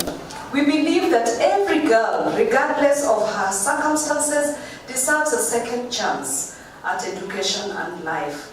This is why the Imarisha program, implemented in partnership with the MasterCard Foundation, is such a critical part of our work. Thank you, MasterCard. We really appreciate what you have done before and what you recently gave us some really good money to go across Africa. We don't take it for granted. You are partners that are making change for us. Yeah. Through this program, we provide mentorship and safe space to help girls return to school, stay in school, and reach their full potential. We've seen the girls that have come through these programs, and we've also witnessed what they do. They return, they give back to the hands that also support them and reach out to the younger ones. The impact of educating girls goes beyond the classroom. When girls are educated, they are empowered to make informed decisions, break cycles of poverty, and become agents of change in their communities. You heard about Garissa, you heard the story of Turkana. If we give this girl an opportunity from Turkana, she will tell the others the importance of not being rooted to animals. Yeah. This is the future FAWE envisions, not just for individual girls, but for Kenya and Africa as a whole. As Wangari Maathai once said, it's the little things citizens do that will make the difference. My little thing is planting trees, that's what she said. But our little thing is giving hope to the girls by providing them with an opportunity to go to school. Ladies and gentlemen, achieving the vision requires more than the efforts of a single organization. It takes partners across every sector, the civil society, development partners, the media, communities, the government of Kenya. Every one of us, every one of you are unique. You have a unique role to play in this. Your presence here today reflects your commitment to the cause of girls' education and empowerment. Today, we will recognize the journalists. Journalists, where are you? It's like you're not enthusiastic that you've been appreciated for your contribution. Yeah, we recognize you because you have been supporting our visibility. You are our visibility partners. The media has supported us to amplify the plight of teenage mothers, which has led to the resource we receive to change lives of these girls through education.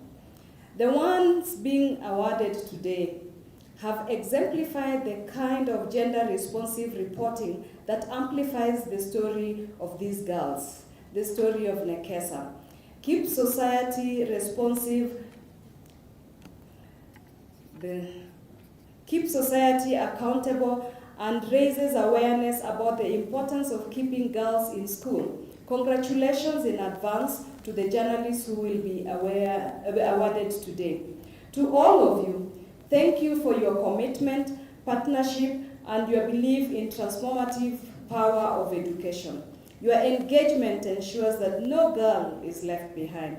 Let us continue to invest in girls' education, break down barriers, and work towards a Kenya and Africa where every girl can thrive. Together, we are not just addressing a problem, we are building a future where girls can rise, dream, and achieve. Thank you.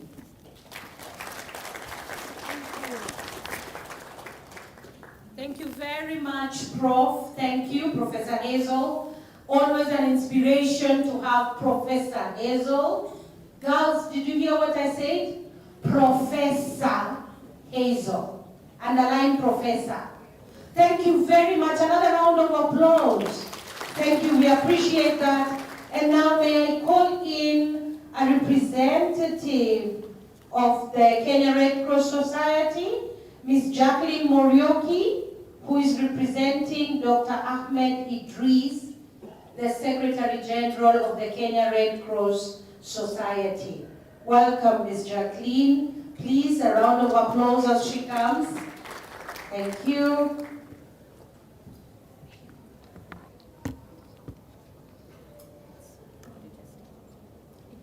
I'm very sure I'm audible.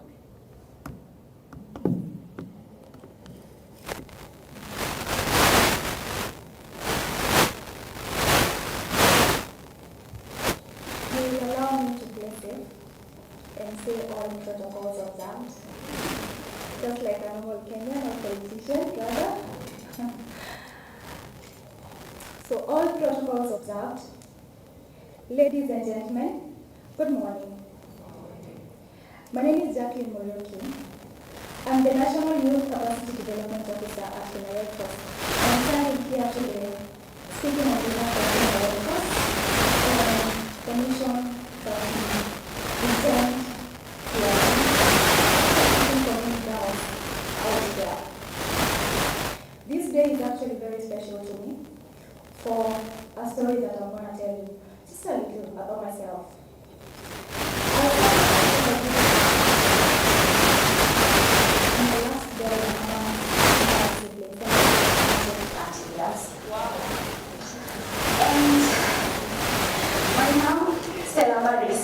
Is currently 76 years old, while my dad is 84 years old. Now here's the thing.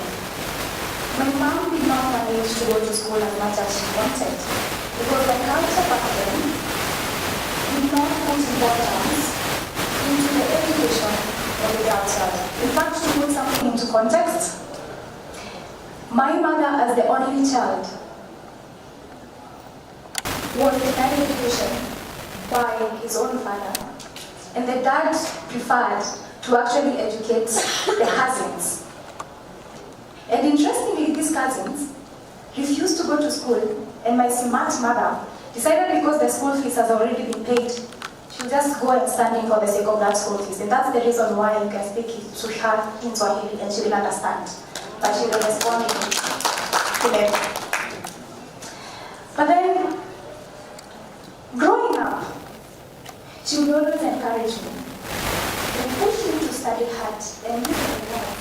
She would always say, Jackie, I need you to study for you and for me, for the opportunity that I need there. The thing about my village,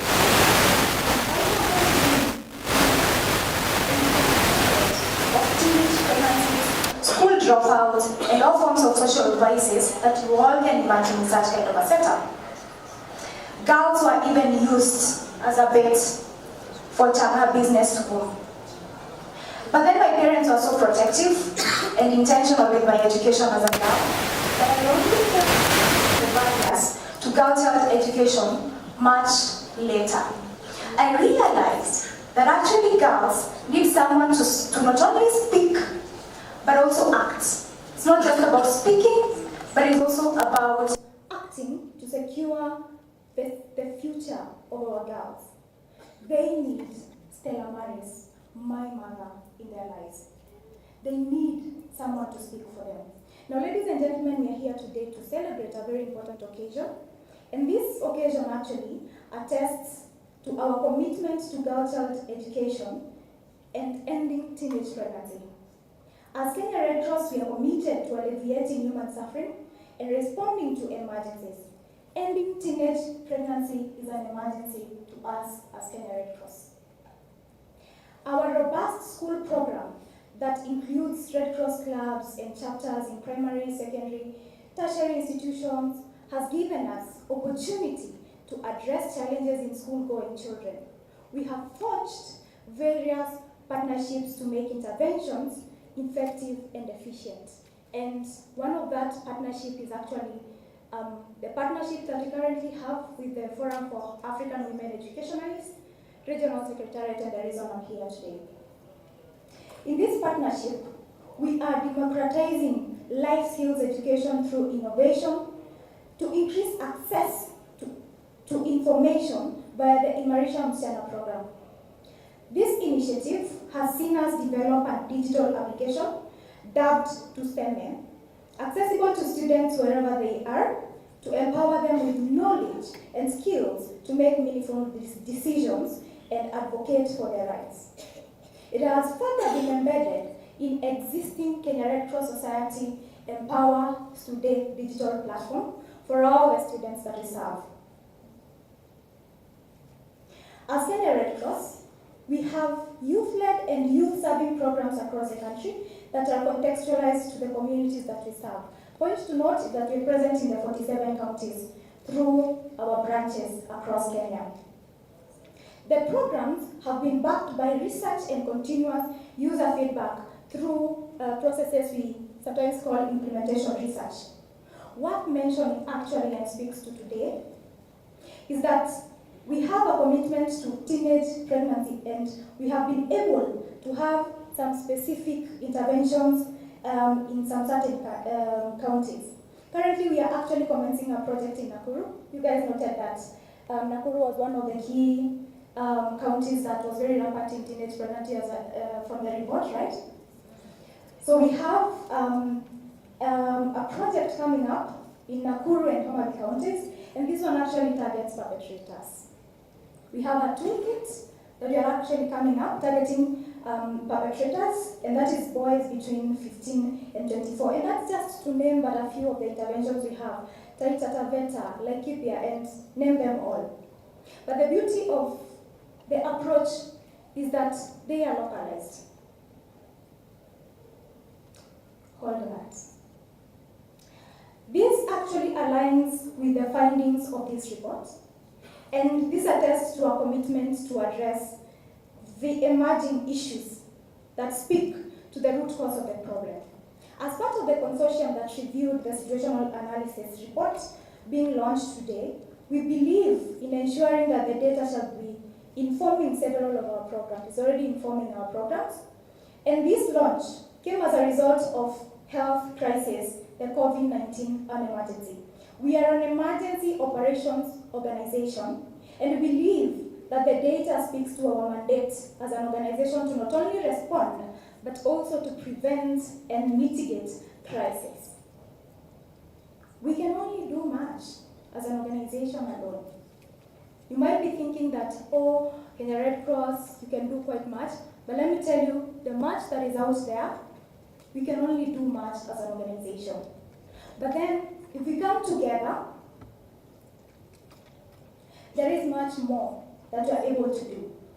My hope to all of us in this room today is that the analysis today shall give us all in this room not only food for thought, but food for action, or you can have a drink for action if you want, yeah?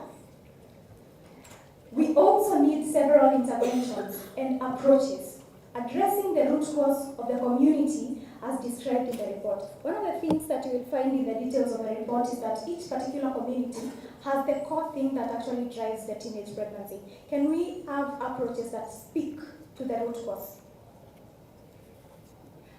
We also can do a lot together if we collaborate to leverage our strength. And my belief is that, as I finalize, 1 + 1 will not be 2. This time round, it will be 1,000 and so many folds.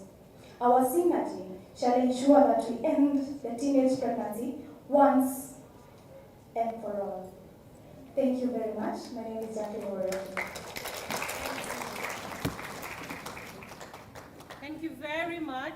Thank you, Ms. Jacqueline. And thank you so much to the Kenya Red Cross Society. Indeed, teenage pregnancy should be considered an emergency. I love that very much. So when we were talking about statistics and data of 5,000 girls pregnant at the end of 2021, the country should have declared a state of emergency.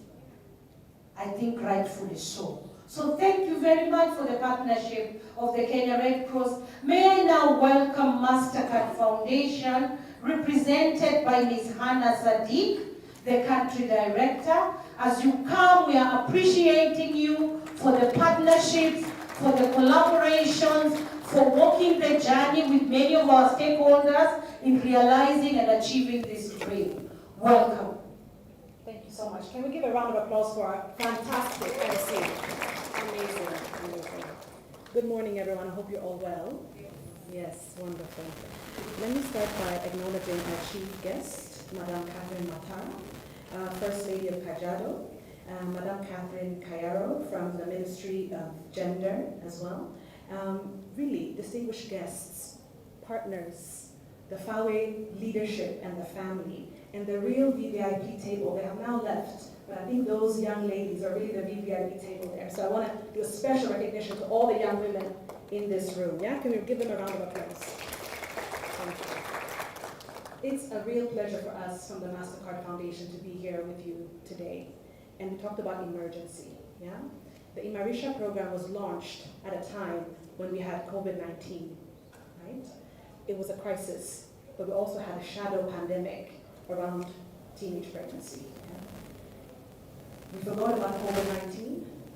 Let us not forget about the emergency that is teenage pregnancy. So thank you so much, Jacqueline, for really highlighting that. And we see that whenever we have shocks and crises in this country, we see a drawback on gender equality. Yeah? Recently, we had the flood crisis, and that led to school closure. And we saw many girls then also drift into marriage, many being pregnant. And this, in the long run, really affects young women's contribution to building the economy. I really loved what Lucy said when she said, "Give me education and Kenya shall have wings to fly." When we invest in young women, we all win, we all thrive. We have a recent report at the MasterCard Foundation around women's really economic contribution. And what it shows is that between 2000 and 2022, young women's contribution to the economy, counted in GDP, dropped from 29% to 15%. It dropped from 29 to 15%. And this can be attributed to the barriers that prevent young women's substantive participation in education, in employment, and in entrepreneurship. And that's why we're all here today. How do we all win? By investing in young women. So from the MasterCard Foundation, we appreciate the work that has been done in the 20 counties in partnership with FAWE, with CREW, and with the Kenya Red Cross Society. My colleagues from the MasterCard Foundation, can you please wave your hands? Because we're here actually in numbers, really, to appreciate and acknowledge all of you here. The program has done remarkable work in terms of creating an enabling environment and giving teenage mothers a second chance to return to school. Sometimes it's even a first chance, yeah? It's a first chance, it's a second chance, it's a third chance. And to date, we are very happy to share that the program has supported the re-entry of over 4,000 young girls back to school. Can we clap for that? Yeah, that is 4,000 leaders that are back on track to realize their full potential. And this program for us really, really aligns with the MasterCard Foundation's vision, which is around a world where everyone has an opportunity to learn and to prosper. And for the foundation in Kenya, we are focusing on enabling 7 million young people to access dignified and fulfilling work by 2030. And education is a critical path to that. Of the 7 million, we've said we want to support 5 million young women.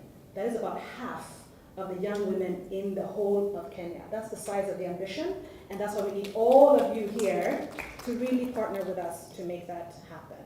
So today we're here to gather the report. Thank you so much, Nashon, for giving us a very clear picture of where Kenya stands today when it comes to addressing teenage pregnancies and child marriage. A lot has been done, so we should also acknowledge what has been done, but much, much more needs to be done, and there is urgency. What we see is that there are regional differences, so whatever strategies we're thinking about needs to also be tailored. We've seen counties like NAIROBI, Turkana, Garissa, where we have almost 50% of young girls being teenage mothers, and in child marriages, which is completely unacceptable. Yeah. What's really driving the teenage pregnancies? And I think that was really, really keen for us here, and thank you so much for really bringing that to the table. What are the root causes, and how do we work at the level of root causes? let's really look at that clearly. The other thing I wanted to highlight from the study, which is very important for the foundation, because we're very keen on inclusion, is that there are diverse sets of young girls who are out of school. So we need to understand the unique needs of young girls. Those who are refugees, those who are asylum seekers, girls with disability, and those from specific geographical areas, because it's not going to be a one-size-fits-all approach. And I really want us to really think about that even as we go forward. Friends, let me share that the foundation is committed to continuing this journey. Imarisha, being a re-entry program in Kenya, has started us off well, but we want to do even more when we talk about second chance education. So we have a new initiative that is still under design, but I want to share it with you so you can begin to think about it and maybe find ways to partner with us. It's called our Resilience in Secondary Education Program, the RISE program. And this is around giving flexible opportunities for especially young women to access digital learning platforms and finish their school through digital solutions. And I really wanted to amplify the point that came from that table when it came to solutions from the young women. They talk about digital solutions to this, and we really listen to that. The last point I want to make is around the voices of young girls. And what I loved about what we're doing in the research and in the situational analysis is that we listen to young girls, the voice of a young woman. We heard it in the spoken word. This is so critical. We need to listen to young people, listen to young women, so that we can co-create and implement young girl-centric solutions. And this is so, so critical for us. Where we see more needs to be done at the policy level, and look at our VVIP table there, is really around how do we implement the national guidelines for school re-entry in early learning and basic education from a girl-centric lens, from a holistic lens, and really put in the systems and structures that can make this happen. So media, please amplify. I see you over there, I saw your hands over there. Please amplify this point around we have policies, we have guidelines. What can we do more to implement? So with that, I just want to say thank you so much. I think many of us in this room, certainly myself, we are here because of a second chance, sometimes because of a third chance. And it's such a privilege to be able to work with all of you to extend that to many, many more young girls across the country. So thank you so much, and looking forward to the rest of the deliberations. Thank you. Thank you so much. Really, in appreciation really of Mastercard Foundation, of putting all this into perspective and sustaining partnerships with us. This we really appreciate. Colleagues, it is going to be a heavily packed day. There's a lot we are going to do in terms of acknowledging and affirming. On my right is the team of journalists who really need to be acknowledged and affirmed because of the kind of work they have put in. And so, even as we get into this section where we have our keynote addresses, I will urge that you stay put, because we have to clap for the advocacy team, that is the journalists, who've done quite a bit of work. May I welcome Dr. Edna Lenko, the First Lady of Kajiado County. Welcome, Dr. Edna, because you understand this issue deeper than even all of us, and we know that you have put practices and mechanisms into place to see how we can just save our girls from all this. Welcome, Dr. Asante sana. Ndugu zangu na dada zangu, naomba tafadhali niweze kuongea Kiswahili, manake tumeongea Kizungu sana. Kiswahili tuko sawa? Tuko sawa, asante, nashukuru. Manake hapa inasema imarisha msichana, lazima pia tuendeleze na lugha yake kuimarisha msichana, manake msichana wetu labda haelewi Kiingereza, sio? Siku ya leo mheshimiwa wa FAWE, chief guest aliyefika hapa, CEO wa FAWE, mwalimu wangu Dr. Magoreti, asante sana. Asante sana. Professors wetu walio hapa, mashabiki wa wasichana, wananchi wa Kenya wote, mjambo. Nachukua fursa hii kumshukuru Mwenyezi Mungu kwa sababu ametuleta wote hapa. Ninataka kusema asante sana kwa FAWE kwa kutuleta sisi wote hapa ili tuweze kuongelelea kizazi ambayo inakuja. Ninashukuru sana kwa sababu tulipoitwa ingalau ilikuwa ni saa 1 asubuhi, kila mtu aliamka na akaweza kufika hapa. Kwa hivyo sisi wote tujipe hongera kwa sababu tunafanya kazi nzuri. Kwa wale wote waliotangulia, nimekaa pale nikiwa nashika uso langu nikisema, lo, mbona ikakuwa Kajiado, mbona ikakuwa Narok, mbona ikakuwa Turkana, mbona ikakuwa Garissa, mbona ikakuwa Narok tena. Kila pahali pastoralists wapo. Sisi wafugaji ndio tumewekwa hapo, ikaonekana kwamba changamoto ya msichana iko kwenye wafugaji. Na nikawa nikajiuliza mbona ikakuwa ni sisi? Ni masomo hatuna ama ni nini? Na kweli wacha niseme kwamba masomo hayatoshi kama vile eneo zingine za Kenya yetu. Utamaduni wetu pia. Ni kweli sio wafugaji peke yao walio na utamaduni. Lakini utamaduni wa wafugaji imewakaba, imewashika mikono kwa miguu mpaka kwa vichwa. Kwa sababu ndio mila waliopata na waliona kwamba utamaduni inafaa sana kuliko masomo. Lakini shukran kwa nyinyi wafadhili ambao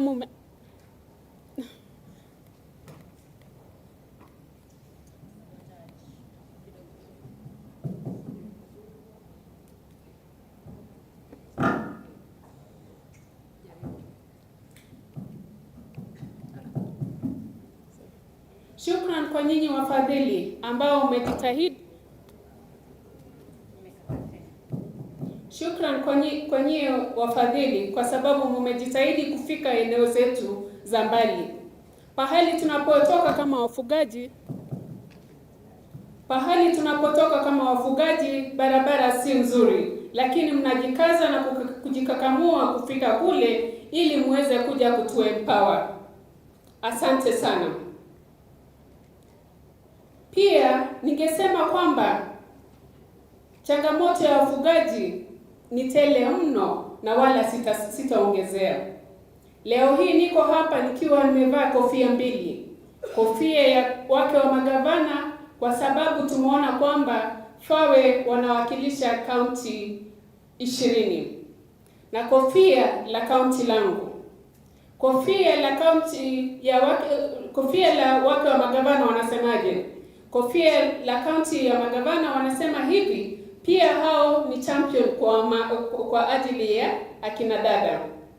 Na sisi katika kikao chetu huwa tunakaa kama wake wa magavana, tunashirikiana wote na tunaulizana, je, kaunti yako iko vipi? Kaunti yako iko vipi? Na tumeona kwamba shida ya msichana iko kila mahali. Na sisi tumeweza kukaa na tukafanya mentorship programs ambazo tumepeleka kaunti mbalimbali.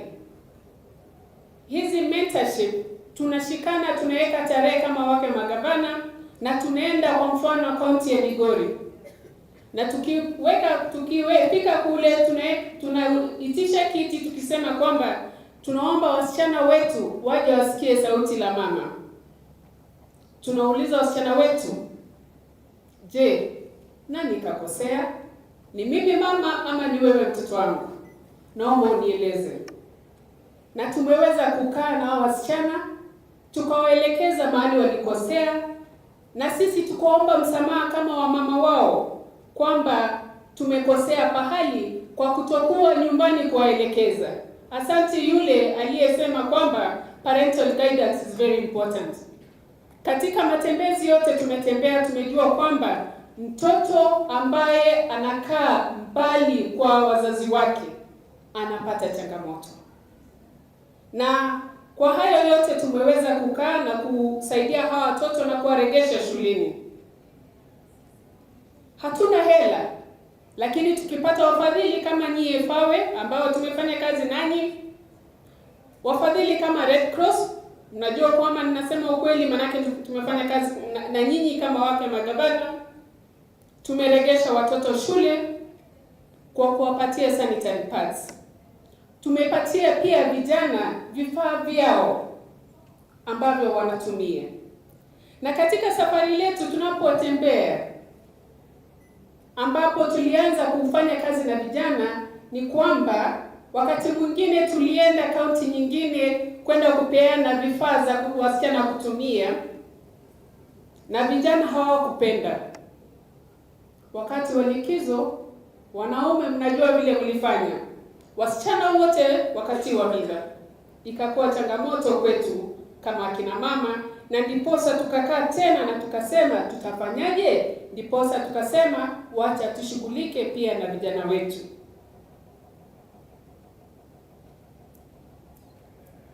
Labda leo tunajiuliza tutafanyaje?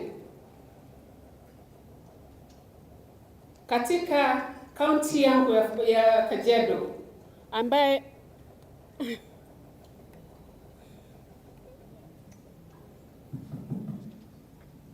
Kiswahili kimekuwa kingi, labda niende Kiingereza ndio itapotea maikana.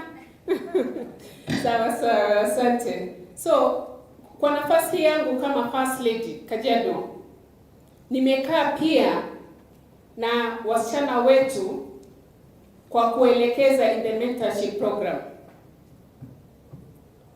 Pia nimeweza kuongelesha gavana aweze ku-increase bursaries na peane scholarship kwa wasichana. Kumbuka kwamba wake wa magavana wote kazi yao ni kusaidia magavanas. Na ukumbuke katika desturi yetu ya Kiafrika kuna vitu wa mama hawawezi ongea mbele ya wanaume. Na nafasi ile ingawa gavana anasema tufanye hivi, kuna vitu wa mama hawawezi enda kuongea, lakini sisi kama wake wao tukienda kukaa na hao wa mama na wasichana wetu huwa wanasema vitu ambavyo wanapitia. So katika hiyo harakati ya kusaidia magavana tumeweza kupata hiyo scholarship. Nikimalizia kwa sababu muda umeenda, na nafikiri muda ulienda kwa sababu ya Mike. Pia nimejaribu kufikiria the root cause of teenage pregnancy. Kwa utamaduni wetu tumesema maneno ya mila, lakini sijapata mtu ambaye anawaza kuhusu vile huyu msichana anavyokaa.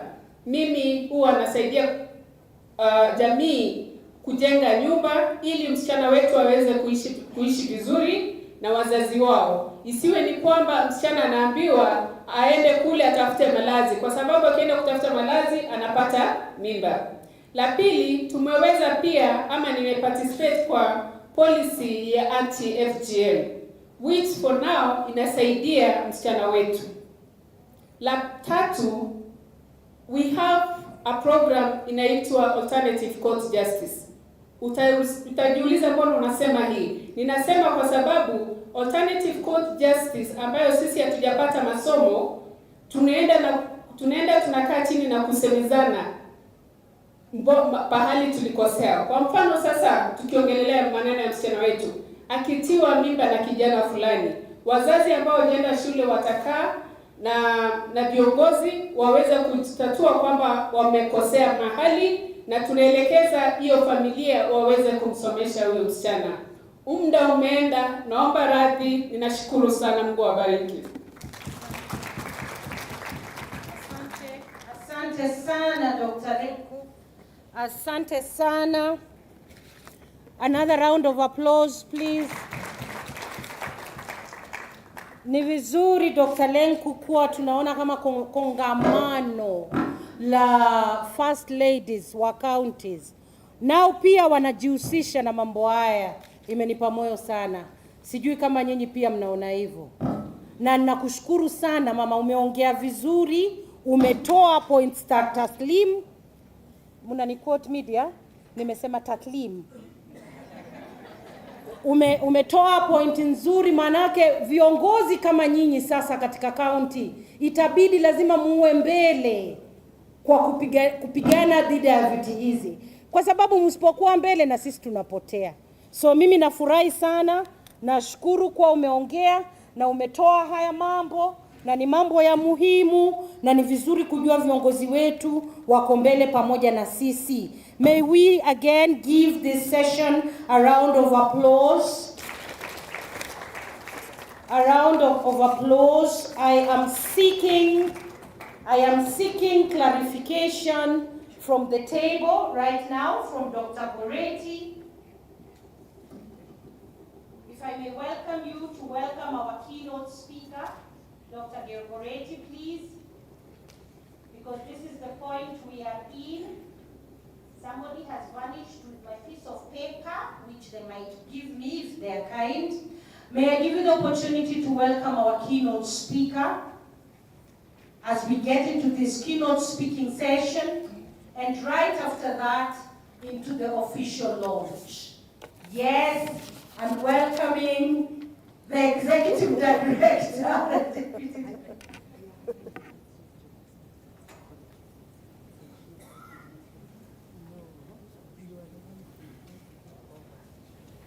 May I hand over this microphone to Ms. Teresa of the Fawe Regional Office. She understands protocol more than I do, and she went to Protocol University, which I did not. So let me welcome Ms. Teresa to guide us on this next session. Next time I'll forever hold my peace from wherever I'll be standing. It's still morning. Good morning. Good morning. Thank you very much for still staying on with us. I think at this point we need first to invite our guest from the Ministry of Gender. We have Ms. Catherine Kayaro, who is the Coordinator of Field Services, Ministry of Gender, Culture, Arts and Heritage. Please, a round of applause for the ministries that are in charge of everything we've been discussing about since morning. Thank you very much. Please clap for her. DJ. Do we have a DJ in the house? DJ, my guest is not moving up the stairs until, is it stairs or stairs? No, you see why I should not take the mic. Loud, please. Let's bring her up on stage with our music.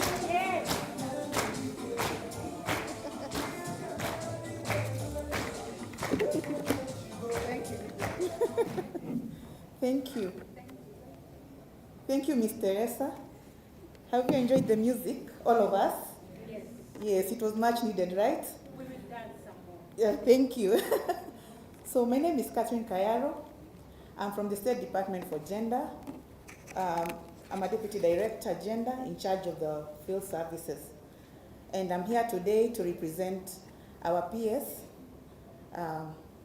Madam Anne Wangombe, who is currently engaged, but she would really love to be here with us, and she's here by sent her remarks, which I will go through.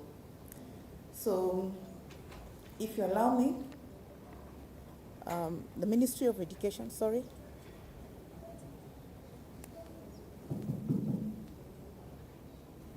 Thank you. Ministry of Education, State Department for Basic Education, our Director of Education, that is Ms. Catherine Matara, that's our chief guest, representative from the Fawe Africa, representative from Fawe Kenya, we have our CEO and her team, we have our esteemed journalists and media practitioners, all health and education professions, our youth representatives, you've seen our beautiful girls here, representatives from Kenya Red Cross, we have our country director, MasterCard Foundation, all distinguished guests, ladies and gentlemen, good morning. It is an honor to stand before you today during this launch of the Situation Analysis Report on Teenage Pregnancies and Media Awards on Gender Responsive Journalism. First of all, allow me to express my profound gratitude to Fawe, Kenya for convening this important event that aims to accelerate the media's role in shaping public discourse on critical social issues, and launch of the situation analysis report, which addresses the critical concerns of rise of teenage. Sorry, we are having issues.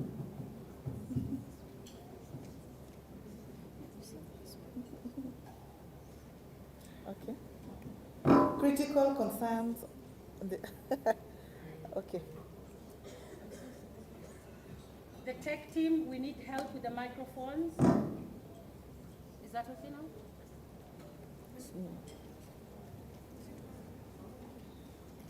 Yes, it had been on. Okay.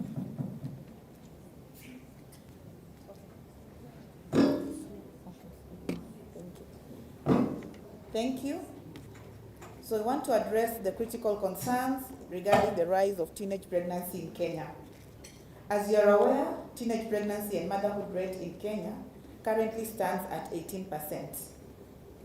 This implies that 1 in every 5 teenage girls between the age of 15 to 19 have either had a live birth or are pregnant with their first child. You can imagine, right? That's a serious concern. And further to that, the rate increases rapidly with the age from 3% among girls aged 15 to 40% among girls aged 19. So we can actually picture where we are currently. It is worth noting that teenage pregnancies varies by county, with some counties being disproportionately affected than others, and we could actually relate to the presentation that we had from our consultant. Further to the drivers of teenage pregnancy and motherhood, such as lack of education, sexual and reproductive health, poverty, early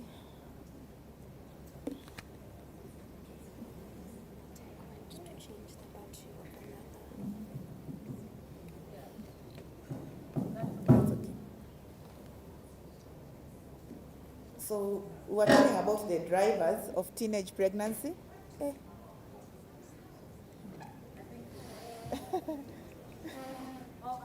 Because I'm told they're changing these batteries, I hope.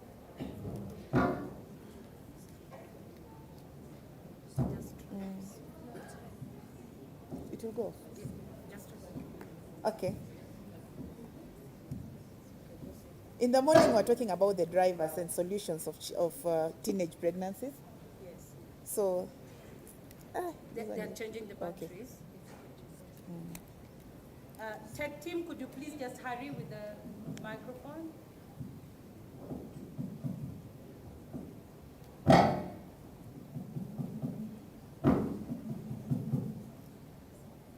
Pardon me, madam. It's okay. Sometimes the technology fails us. Please, may we have that microphone?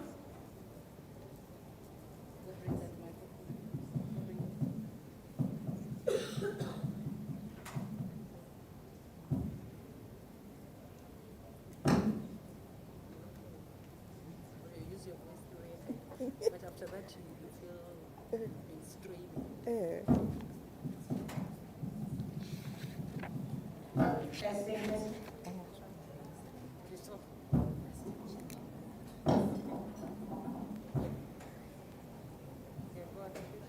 So, further to the drivers. 1, 2, 1, 2.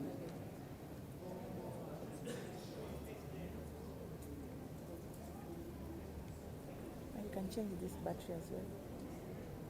She's so stressed that you don't have a Oh no, don't worry. Don't worry. Okay. Such is life. Yeah. So thank you for this.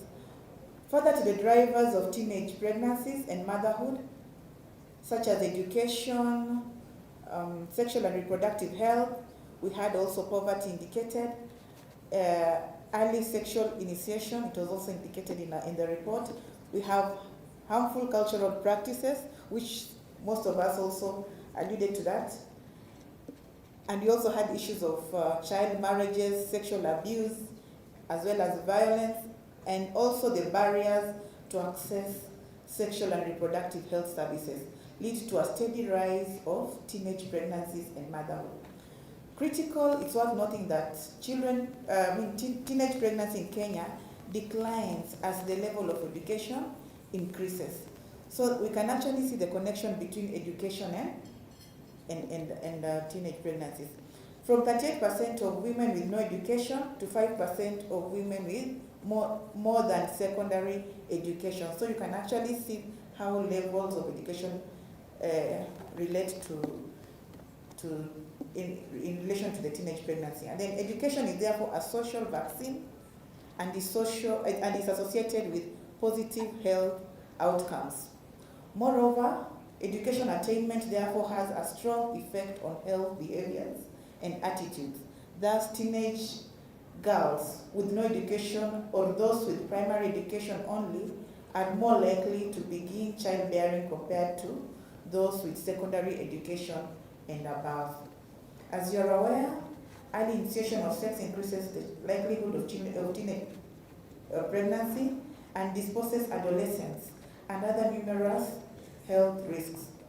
Early initiation of sex can be attributed to a number of factors, including but not limited to peer pressure. We could actually see in the presentation we had peer pressure at, was it 29.1%? Influence of new media, and we are glad today that we are also targeting the media, and they have been our partners in this journey. Drug and substance abuse, we have sexual coercion, issues of poverty, and child marriages. This is coupled with young people's lack of requisite knowledge, skills, values, and attitudes to make informed decisions about their sexuality and relationships. It is worth noting that child marriages in Northeastern stands at 56%, followed by the Coast region at 41%, Nyanza region at 32%. This demonstrates that the prevalence of child marriage in those regions is still high among communities and ethnic groups. Moreover, child marriage is exacerbated by cultural social norms, poverty, illiteracy, adolescent pregnancy, harmful cultural practices such as the FGM, that is the female genital mutilation. Ladies and gentlemen, adolescent pregnancies infringes on a young girl's fundamental rights to education, increasing new HIV infections among adolescents, and impedes ending HIV as a public health threat in the country. You remember the way we even looked at the SDGs, we had health in it, we had gender, so you can actually see the way we all need to collaborate towards addressing this. Further, sexual violence increases the risk of both HIV infection and teenage pregnancy, and hence threatens a young woman's agency to negotiate for sex and after sex, increasing her risk to HIV infection, unintended pregnancy, and other negative health and social economic outcomes, such as adolescent pregnancy may be an indication of harmful cultural practices such as FGM. It is worth noting that no single government ministry, department, or agency, faith-based or civil society can address this prevalence of teenage pregnancy in isolation. Therefore, we need to all collaborate and have our efforts towards multi-agency and multi-sectoral approach to address this respectively. Crucially, we have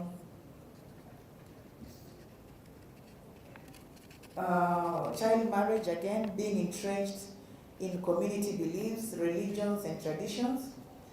And we've seen the government coming up with significant structures on community engagement efforts.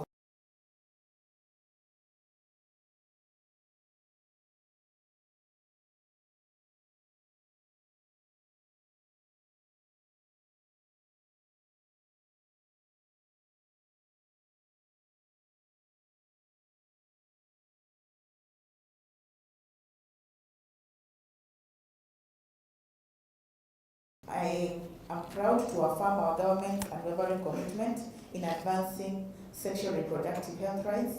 Extends beyond mere rhetoric. It is deeply rooted with tangible actions and policies aimed at safeguarding the right of promoting health of every citizen, irrespective of their gender. And one crucial aspect of our commitment is the provision of menstrual hygiene products, which include the sanitary towels to all school-going girls, both in junior secondary and public primary. From the policy front, the government has continued to implement laws, policies that aim at preventing teenage pregnancy, which include legislations to criminalize domestic violence. We have the sexual assault. We also have sexual offenses.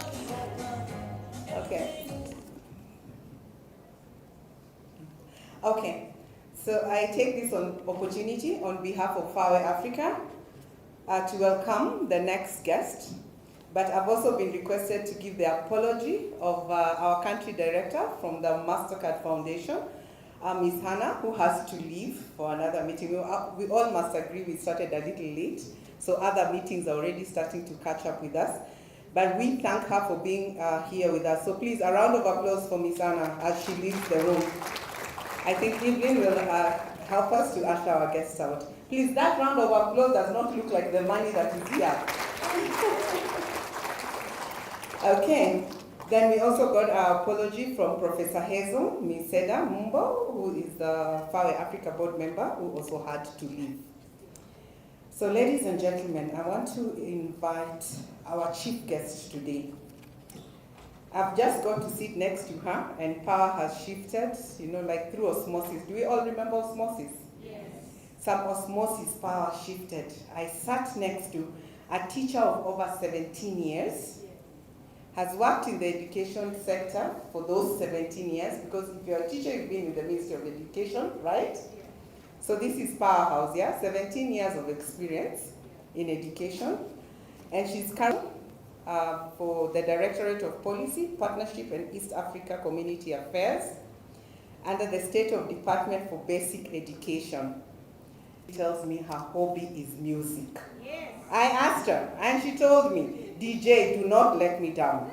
Let's stand up, give a round of applause as we welcome our chief guest, Ms. Catherine Matara.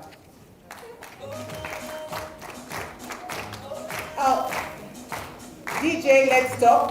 My chief guest, please stand. Now, that is not a song for my chief guest. And I sent there a team of musicians to stand next to him. We have better ones. We are ready. We are ready, right? The whole room, right? Are we ready? Yes. Oh, did I? We are changing again. DJ, another opportunity, another chance.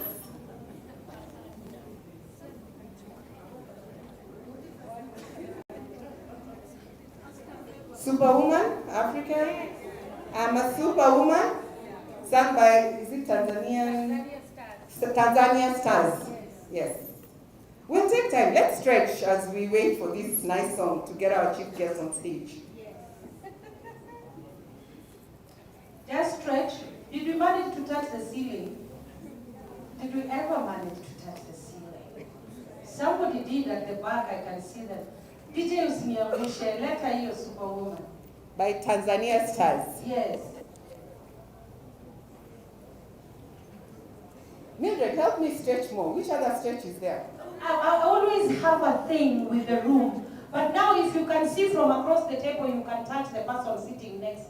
Across the table. Are you able? Let's try. Across. Let's stretch your hands before we see if you can. You see if we can. Are you able to? Are you able? So get a better DJ. And the song is coming. Yes. Stretch. Aya. Yes, a big clap. DJ, some volume. Clap for our guest as she comes. Louder, DJ, louder. Louder, DJ, I can't hear the music. Pole. Like that, slowly. I'm here to get you. Pole. DJ, you're something, man. Kuja. Now come. Mildred, I can't see the other room like they're not happy we have a chief guest. Something like that, you're jinxing us. It's like they're not happy we have a chief guest. Please dance. Yes. I am a superwoman. Let's go. Pole. Mwanatuana, macho juu, please come. Yes, a big clap please to our guests, please. Wonderful. A lot. Thank you very much. Thank you, Teresa, thank you. Thank you.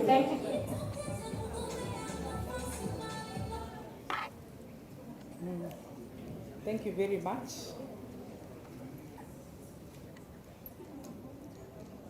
Okay, let's have some people settling down. Okay, thank you very much. Good morning, everyone. Yeah, I would like to bring greetings to you from our Director General, Dr. Elias Abdi, who would have loved to be here, but due to the ongoing national examinations, as you are aware, he had to attend to that duty. And also from our Head of Directorate of Policy, Mr. Bartolomeo Lumbasi, who was 50 meters to get to this venue, but he was redirected to an urgent meeting with the Principal Secretary. So receive their greetings and apology. They would have really loved to be here. And for that reason, I had to take up this very important opportunity to represent the Ministry of Education. So you'll allow me to read the Director General's speech, and then maybe I'll give my concluding remarks. So representatives of the Principal Secretary, State Department for Gender and Affirmative Action, Catherine Kayaro. Incidentally, the keynote address is being given by the Catherines. Her Excellency, Dr. Edna Lenku, First Lady of Kajiado. Country Director, MasterCard Foundation, Ms. Hannah Sadiq. Executive Director, FAWE, represented by the Board Treasurer, Professor Hazel Mungo. Jacqueline Morioki, representing Dr. Ahmed Idris, Secretary General, AMREF. The country representative, FAWE Kenya. The FAWE alumni, all government officials present from the Teacher Service Commission, Gender, Ministry of Education, Children's Services. Allow me to ask them to stand up and wave. All government representatives, kindly stand up and wave. Thank you very much. You may sit. You can see the government is well represented. Representatives from the county government, maybe the COG and county government, they can also stand and wave. Asante sana, you may sit. Development partners present, and including the non-governmental organizations. Esteemed guests, members of the Fourth Estate, ladies and gentlemen, it gives me great pleasure to join you today in this important ceremony to launch the situational analysis report on the status of teenage pregnancies and media award ceremony, a gathering that celebrates the remarkable contributions of journalism in our society and also disseminates findings from a situational analysis on the status of teenage pregnancies. Today, we recognize the power of media to illuminate critical issues and advocate for change, particularly in the realm of gender equality and education. As you are aware, the Ministry of Education has put in place various initiatives to support learners achieve their full potential. Education is a fundamental right, a powerful catalyst for change. Kenya is at near universal rates. All children in the country have access to quality education at primary and secondary levels, basically in the basic education sector. About 98% in primary enrollment have access to primary enrollment and education. Gender equality gains are due to the government efforts in implementing various reforms. One of the reforms is on the curriculum, where we have the competence-based curriculum, which has emphasis on value-based education. Recently, the Ministry of Education launched a multi-agency team on the triple threat on gender-based violence, HIV, and teenage pregnancy. This committee is supposed to come up with various measures and initiatives to support in eliminating these issues that are triple threat to our children. The Ministry of Education has also put in place the 100% transition, the school re-entry guidelines that enables learners to re-enter school after dropping out of school, the school meals program, positive approaches to behavior modification, scholarship programs that include mentorship, free primary and secondary education, wash facilities, and various policy initiatives. The Ministry of Education has also created an enabling environment for development partners to thrive and support educational outcomes through various initiatives. Just to mention a few of the interventions. However, this national level parity masks regional disparities in enrollment, transition, and completion rates at all levels. For instance, the Kenya Demographic Health Survey 2022 indicates a reduction in teenage pregnancies from 18% in 2014 to a prevalence of 15% in agrarian regional disparity. Some counties as high as 50%, others as low as 5%. Indeed, the journey towards gender equality in education is fraught with challenges. Many girls face obstacles that hinder their access to quality education. Barriers that stem from socio-economic factors, cultural norms, and increasing the issue of teenage pregnancies. Today, we are here not only to honor the outstanding journalists that have played an important role in promoting gender equality, but also to launch an essential situational report titled Emergence Channel. This report sheds light on alarming rates of teenage pregnancies in the country and their devastating impact on girls' education. Teenage pregnancies are not just a health issue, they are an educational crisis. When a girl becomes a mother at an early age, her dreams, aspirations, and opportunities for education slip away. This reality is not just static, it is a story of a lost potential, interrupted futures, and dreams deferred. The media has a unique ability to tell these stories, to raise awareness, and to advocate for solutions.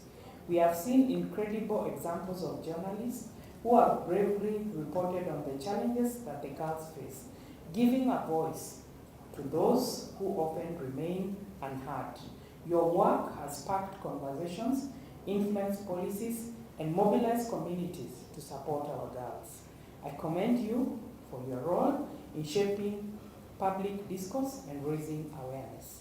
As we celebrate these efforts, I urge all of you to continue with this vital work. Let us not only report on the numbers and facts, but also share human stories behind them. Let us challenge the stereotypes and stigma that surround teenage pregnancies, promote effective life skills, and advocate for accurate and comprehensive information sharing with young people to build their resilience in navigating the adversities of life. Emergence Channel Report serves as a crucial resource in this effort. It provides a comprehensive analysis of the current situation, highlights on the factors contribute to teenage pregnancies, and also actionable recommendations for stakeholders at every level. Ladies and gentlemen, for the meaningful support of 2% universal rate deficit. Single component interventions may not work. I urge the program designers, led by FAWE, to consider multi-component interventions that promote social and psychological support. In closing, ladies and gentlemen, I would like to express my deepest gratitude to all the partners present, all the ministries, departments, and agencies, journalists, media houses, and organizations represented here today. Your dedication to promote gender equality and amplify the voices of the girls is invaluable. I call upon each one of us to commit to a future where every girl in Kenya can achieve her full potential, free from barriers of early pregnancy and inequality. Let us all turn data into action and insights into solutions. I call upon all of you to make a deliberate effort to end teenage pregnancies and school dropouts. The government has put in place various initiatives, so let us invest in education for all children for a better future. Thank you and God bless you. Thank you. Thank you very much. Another round of applause to our chief guest. Thank you very much, Madam Matara. Would you want me to give you 2 minutes to speak your mind, your own heart? Yes. Okay, thank you very much. Though in government protocol, once the boss has spoken, everything stops. And I expected you to stand up and applaud the guest of honor. Yeah, and we actually expected you to stand up. Yes.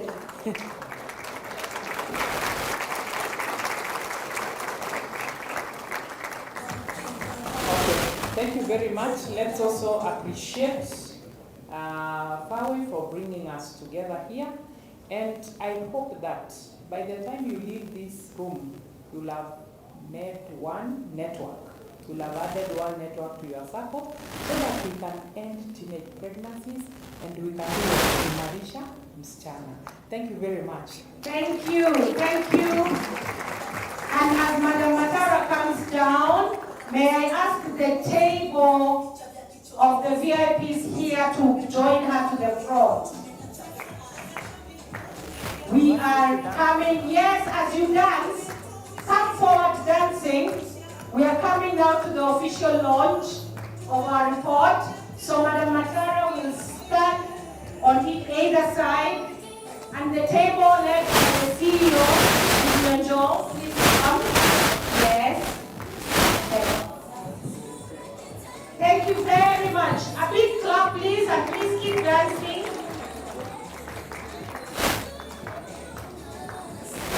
Please keep dancing, it's a good thing. And so we await our team to put in everything that we are going to use. Be careful with what is down there. We don't want anybody tripping. Yes, we welcome them, because the launch is here and we have to have our report. Thank you so much. Please move aside. Sometimes we never know whether when we open it, a big, huge need can come out of it. So please move aside. Thank you very much. The launch team, please give me the cue. Are we good for us to proceed? Daniel, are we good? Do we have the, please could you hand over the scissors? Could you hand over the scissors to my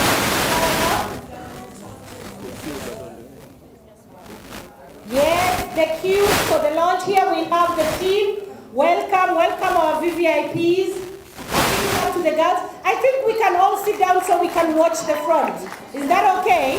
All right. Please, we can sit as the photos are being taken. And they want to hand over the key, the scissors to Madam Matara.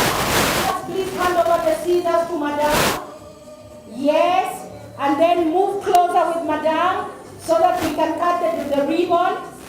Stand on either side of Madam Matara. Thank you very much. I hope Madam Mayoro is here with us. Yes. Move closer. And so launch team, at the count of 5 to 1, we will cut. All right? Are we good, launch team? Are we good? All right. So Madam, move closer. 5, 4, 3, 2, 1. Clap, clap, clap, clap, clap, clap. A big, big clap. Thank you. Hey, ladies, where is it? Where is it? I'm doing it.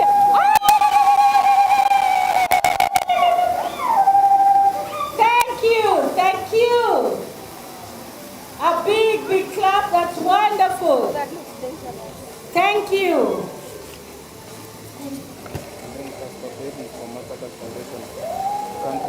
Wonderful. A big clap. Yes, may our guest, Madam Matara, Ms. Teresa Mondi, the CEO, Ms. Jeanette, please stand aside here for the photos. Please stand aside for the photo opportunity. Thank you very much. May we have is Professor Hazel there? May we have a representative from the Mastercard Foundation, Ms. Ruth Olo, the gender lead. Ms. Ruth Olo, are you here, madam? Ms. Ruth Olo, yes, yes, wonderful. We want you there, Ms. Ruth. Thank you very much. Jeanette is there, a big photo. May I request that the girls also hold the analysis report. It's about them, it is for them. Yes. May the girls now hand it over to Madam Matara. Yes. A big clap to the girls as they do it. Thank you. Thank you very much. Thank you. Thank you. We appreciate that. A big clap. This is so inspirational for the girls to be in a position like this, where they are with dignitaries and they are themselves VVIPs. We need to be out to inspire our girls that their path of greatness is cut out. Thank you. Thank you very much, girls. Yes, please raise it. DJ, I want us to dance at the front with very nice music. Zebu Zebu is the choice. Now. Thank you, DJ. Okay, thank you. Thank you. And as you move,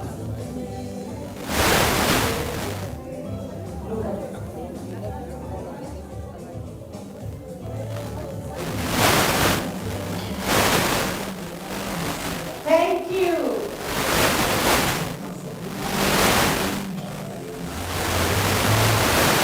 Yes, a big clap.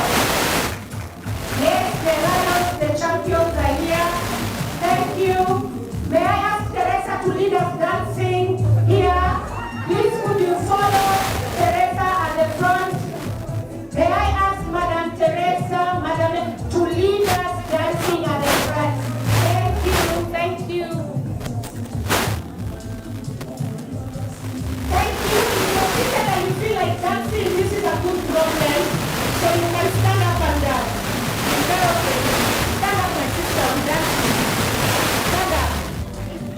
Yes, let's go. Could we stand and dance, please? This is a dancing moment. You need to show us how we're supposed to dance this one. Thank you, thank you. Yes. Let's go.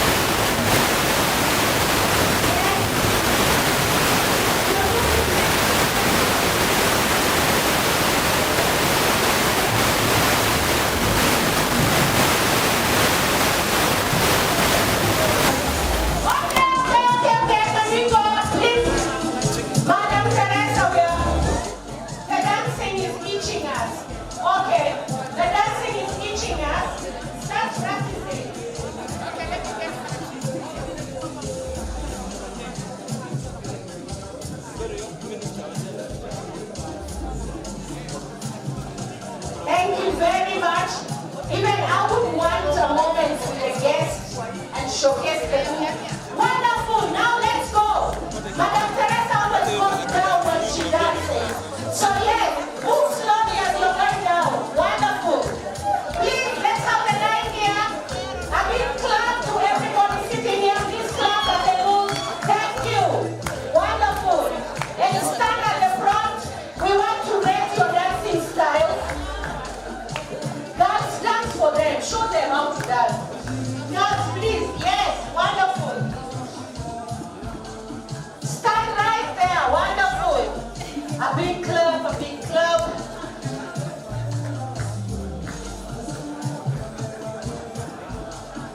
Thank you. Thank you very much. Madam Teresa, I'm told you have to go down the hall. Please continue. DJ, please continue. Okay, thank you very much. She says they have practiced, they are going to dance immediately after. Please take your seats. Take your seats. A big round of applause once more. Congratulations, Fawe Kenya, on the launch of this situational analysis report. Thank you for the achievement. Now, dear colleagues, even as we take pictures, we are getting into the point that is very important, very critical. I want to start off this point of the award ceremony by telling you a very brief story of a girl 26 years ago. 26 years ago, which year was that? 26 years ago, media colleagues, there was a journalist in the newsroom who was so tired of the stories of FGM. She was writing so many of those stories about how the trail of blood led people to where the girls had been cut. She was writing so much about rescuing girls who had been forced to get married. She was writing so much about girls in Kajiado, in NAIROBI, she was writing so much, and it really was pissing her off. Now this girl had to force the desk in the newsroom where she worked to look at this issue differently and separately. 26 years ago, she did not know that organizations such as Fawe were looking at the stories she was doing. 26 years ago, when Fawe Regional Office launched what they called the FAME Awards. The FAME Awards was the Female Awards for Media Excellence. This girl was called up to take up the first award in 1998. My dear colleagues in media, this girl is myself. So I want to stand here and let you know that as you work as journalists at the challenges you face, 26 years ago I had no clue that getting a Fawe Award, a FAME Award for Media Excellence, would shape the path of where my career purpose would go. And now, across the continent and globally, I stand in my power as a media specialist specializing on gender reporting, on gender responsive reporting. And so I begin this session by acknowledging and thanking Fawe Kenya. May I have this piece of paper, my sister? Yes, that's right. Yes. By acknowledging and thanking Fawe Kenya for putting together this media project, for what they have done with journalists from 20 counties in the Imarisha program, for how they have taught them capacity building to implement and tailor their stories on gender responsive reporting. We want to appreciate all the journalists in the room. Whether your name is mentioned today or not, the power of your pen is uncontested. You are enough. You have done well and you continue to do well. The bridge between the liberation of girls in our communities and success is actually engineered by yourselves. So all of you are worthy, whether the name is mentioned or not. We are told that you have amplified this program in the 20 counties you come come from. You have talked endlessly about ending teenage pregnancies. You have pushed for the involvement of men and young boys in ending teenage pregnancies. And you have pushed for the re-entry of teenage mothers back to school.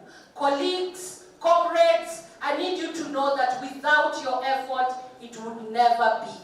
So I want to begin this award ceremony by starting out with the best news stories. I need you to know, dear colleagues, that it's never easy to put together a news story that answers articulately the 5 W's and an H. What are the 5 W's?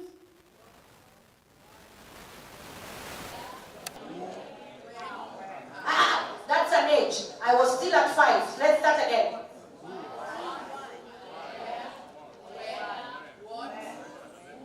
You didn't say the who. The journalists are quite looking at you and saying, now how will I pitch this story?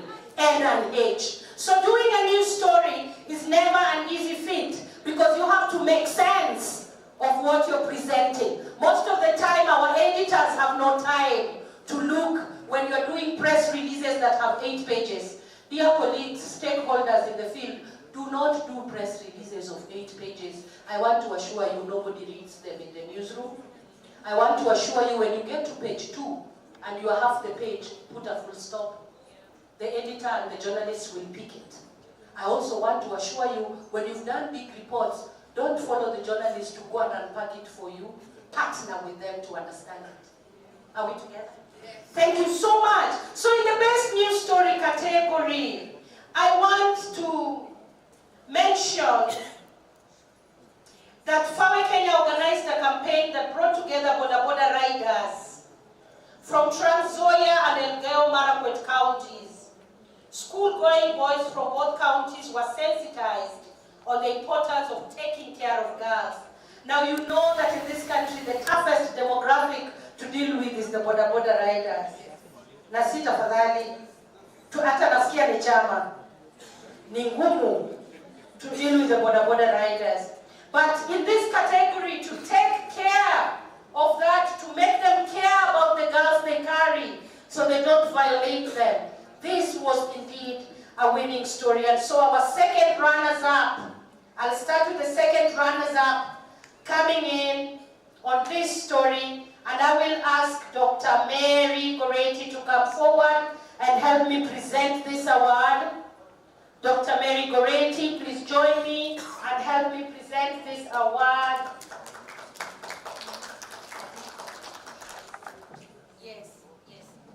Thank you so much. If we can push that so we are careful.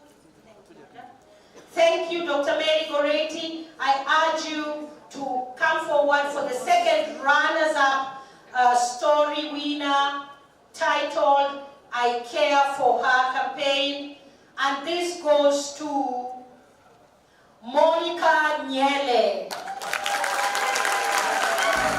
A big clap for Monica Nyele.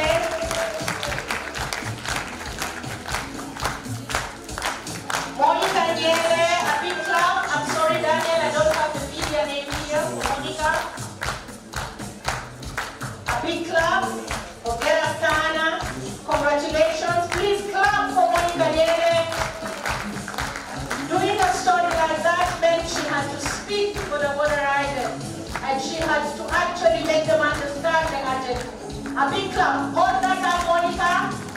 Thank you so much. Thank you. Thank you, Monica. Thank you, Monica. Please stand at the corner, Monica, and wait for 2 of your colleagues. Thank you, Madam Goreti. I appreciate that. And now for the first runners-up, may I welcome Madam Ruth Olo, the gender lead of Mastercard. Please help me give this award. A big clap to Madam Ruth Olo. Thank you very much. Madam Olo is actually going to give a story about painting the green picture on girl child education in Garissa County, which according to the last study conducted in 2022, stood at 11%.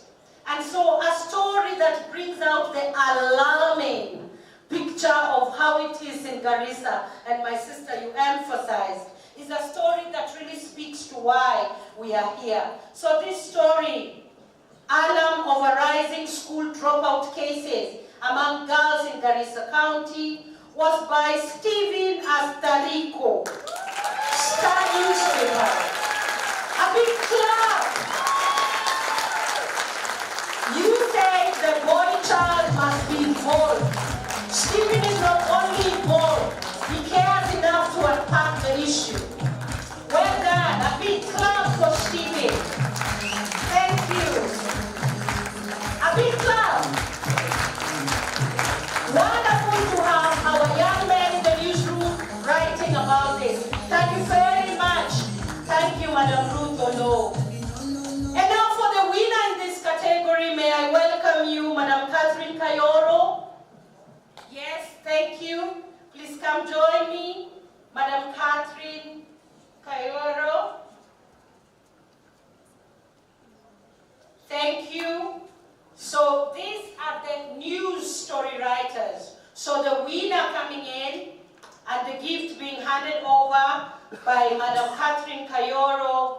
This winner brought out a story on the role played by the Tuseme clubs. Tuseme clubs are powerful because girls have to speak when these things are being silenced by everything in the communities. So this story brought that out. The story helps the less privileged girls in the society to access items such as sanitary pads and all this. Over 12,000 teen mothers expected back to school. I want to point out that the Tuseme project twins with a project called Talking Boxes run by Polycom girls, where we force boxes to speak. Because in our societies, even in schools, girls have no room or space to say, I'm being violated, I need pads, somebody is harassing me. So we have to make them speak in boxes. It is the same thing with the Tuseme project. And so powerful for this solution-based story and focus, titled Second Chance, by Tony Wafula, Bungoma County. Good job, Tony, good job. Tony Wafula, wonderful. Good job, Tony, working for the Star newspaper. A big clap.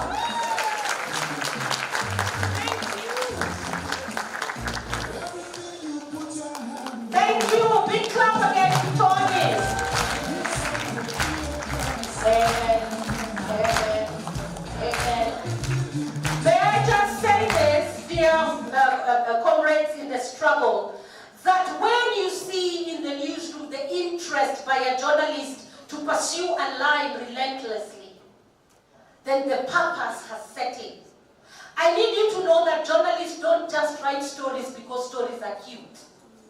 Journalists do stories because they want to change something.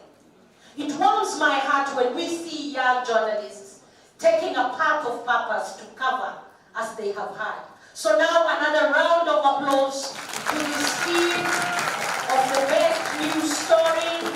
Thank you so much. Yes, as you take your photos, thank you so much. I want to get into the best feature story. You might not understand. News stories sometimes are shorter. News stories sometimes appear in all pages. Feature stories sometimes appear in between pages. They could be double pages, they could be a full page, they could be longer. Feature stories in radio and in TV have a longer length. It means that feature stories have been interviewed a little bit deeper and more, a diverse number of sources have been called in. And so for the feature story category, okay, all right, please come down, thank you. Congratulations, comrades, well done, well done, well done. So for the feature story category, may I just again emphasize that a feature story writer does not sleep at night until the story is complete.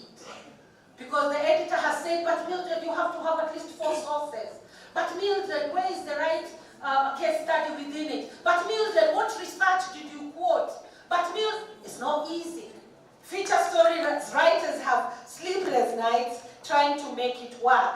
And so the second runners-up coming on this feature brings in Migori County among the closely knit Kuria communities. We all know that when we are talking FGM, the Kuria community has been also part of our areas of focus for us to just eradicate and end. A long-standing practice known as Nyumba Mboke has shaped lives for generations. This custom sees older women marrying younger girls who have had children while still in school, labeling them as impure. Are we together? And thus unsuitable for marriage by younger men. So the elder women take the younger girls, label them impure, making them unsuitable. It also targets single mothers who have struggled to find partners or those still living in their parents' homes. Yet in recent years, a movement challenging Nyumba Mboke has emerged, empowering young women. One of the hardest battles to fight is battles against culture. Because we are told, Chinua Achebe told us, culture is the opium that the people get drunk in. So trying to pull away the culture from their mouth becomes a big challenge. This story, breaking the chains of tradition, triumphs of Nyumba Mboke, is by Jared Nyangira, Migori County. And may I call Madam Jeanette Nyanjom, the Fawe Kenya CEO, to present this award. And a big clap, please, for Jared Nyangira of Migori County, as he comes up for the award, the second runners-up feature story. What Jared is telling us with the story is that she does not want girls labeled Nyumba Mboke. He has refused. And this is wonderful to have that. Congratulations, Jared. Good job. That's a good focus. Thank you, Madam Jeanette. I want to come now to the first runners-up in the feature stories. May I kindly ask you, First Lady, Kajiado County, Mama, Dr. Edna Lenku. Thank you very much. This first runners-up, itatubidi tusikize kwa makini. Simulizi ya changamoto zinazowakabili jamii ya walio na ulemavu wanapotafuta huduma za afya, wamepokea huduma bila kupewa fursa ya kufanya maamuzi yao binafsi. Our communities living with disabilities, not given an opportunity or a chance to make their own choices. Such an important, powerful story.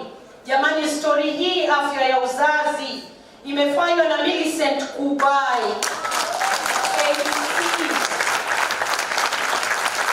Kwa shangwe na vigelegele, jamani, mshangilieni Millicent. Ninaposema kazi yetu hii ya uandishi ya kuwa sauti ya wale ambao hawana sauti, ndio kazi ndio kama hii. Asante sana Millicent Kubai kwa simulizi lako ya changamoto zinazowakabili jamaa ya walio na ulemavu. Very important category, very important focus there for the first runners up. Asante sana, na Mama Lenku ulikuwa umezungumzia sana kuhusu haya mambo. Asante.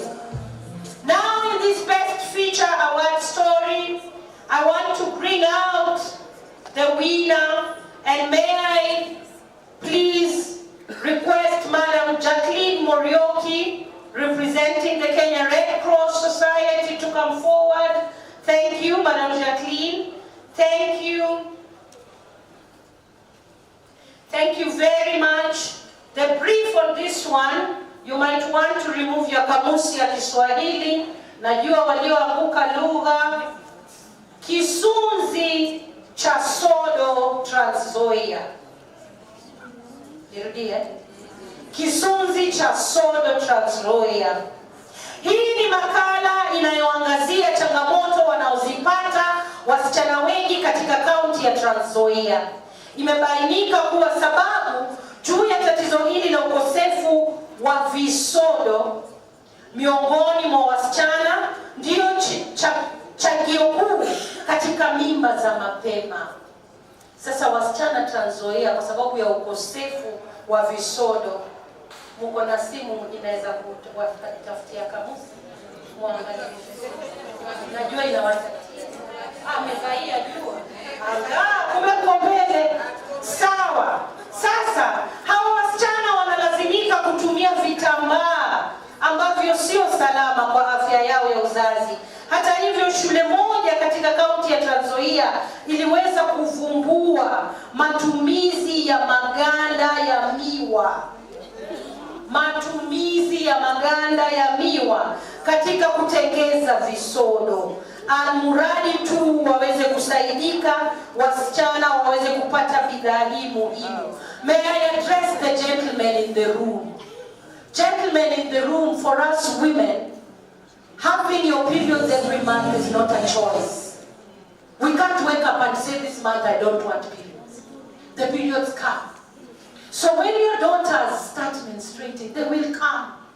Whether you want it or not, they will come. When our children in the communities are exchanging sex for pads, it's the desperation of girls wanting a pad. And then the men say for you to get money for pads. When our girls in the communities are going to the bush to dig a hole in the bush and sit there for 4 days to allow the blood to drip because they have no pads. Gentlemen, I want to push this responsibility to you. I want you to know, there's a saying that be very afraid of women. We bleed every month and we don't die. We bleed quite a bit and we don't die. But I'm pushing it to gentlemen for you to just have a vision of how difficult it is when you hear us talking about period shaming and why girls are struggling and why girls have to sell themselves to buy pads. And so my rallying call to all of you who are fathers, who are sons, who are brothers, who are husbands, make it a priority. We are amazed in this country that the cheapest condom is how much? Cheapest condom? Watumizi wa it is because they are even in the toilet. But sex is a choice. Periods is not a choice. But the choice is free. And the parts, the cheapest is 47 shillings. How now? So when you see women getting triggered and angry and agitated, it is because they've walked in, the gents' toilet has a provision of free condoms. And that's good because we were fighting HIV and safety. But the ladies' toilet doesn't have free pads. So these girls are having to do all these things. As a mother of daughters, I pause there. So now I want to welcome this brave lady who did the story, Kisuzi Chasodo, who is the winner in our Best Feature Story, Monica Nyele. Thank you, Monica Nyele. Again, Mitume Radio from Trans Nzoia County. You realize she was here for the Best News Story. Amen. Amen. Amen. Thank you, Monica. Your calling is justified. A big clap again to Monica. A big clap again to Monica. A big clap. Thank you so much. Thank you, Madam Jacqueline. Thank you. Thank you very much. And so, I just want again to bring it to your attention that when journalists care enough and worry enough and bother enough, they actually don't sleep about the stories they're writing because the stories matter. I know many of us have a love-hate relationship with journalists, but I want to tell you, stakeholders, that your relationship with journalists, you have no choice. You have to do like those musicians of U2 sang. I can't live with or without you. And stick with journalists because you can't light lamps in the work you do and not have it out there. These are the people who are voicing these concerns and pushing for change. Okay? Thank you very much. So finally, to our overall story segment, and yes, I will stand I will start with the second runners-up, to the first runners-up, and to the winner. May I request Professor Hazel has left? Is Prof here? Okay, may I request you, Madam Teresa Omondi, to come forward, please? Please, thank you. Thank you. Come up, please. Thank you. Asante, nimekuja kusema asante. Thank you. Thank you very much. So this is the overall winner segment. The overall winner segment, one more time, is the story Kisunzi cha Sodo. Once again, you have to come back here, Monica. You are the second runner-up. Once again, Kisunzi cha Sodo, kwa sababu ya kukosa sodo kwa wasichana, matatizo wanayoyapata wakiwa eneo la Trans-Nzoia. Well done. Well done, Monica. Good job. Good job. That's wonderful. Asante. Asante. Thank you.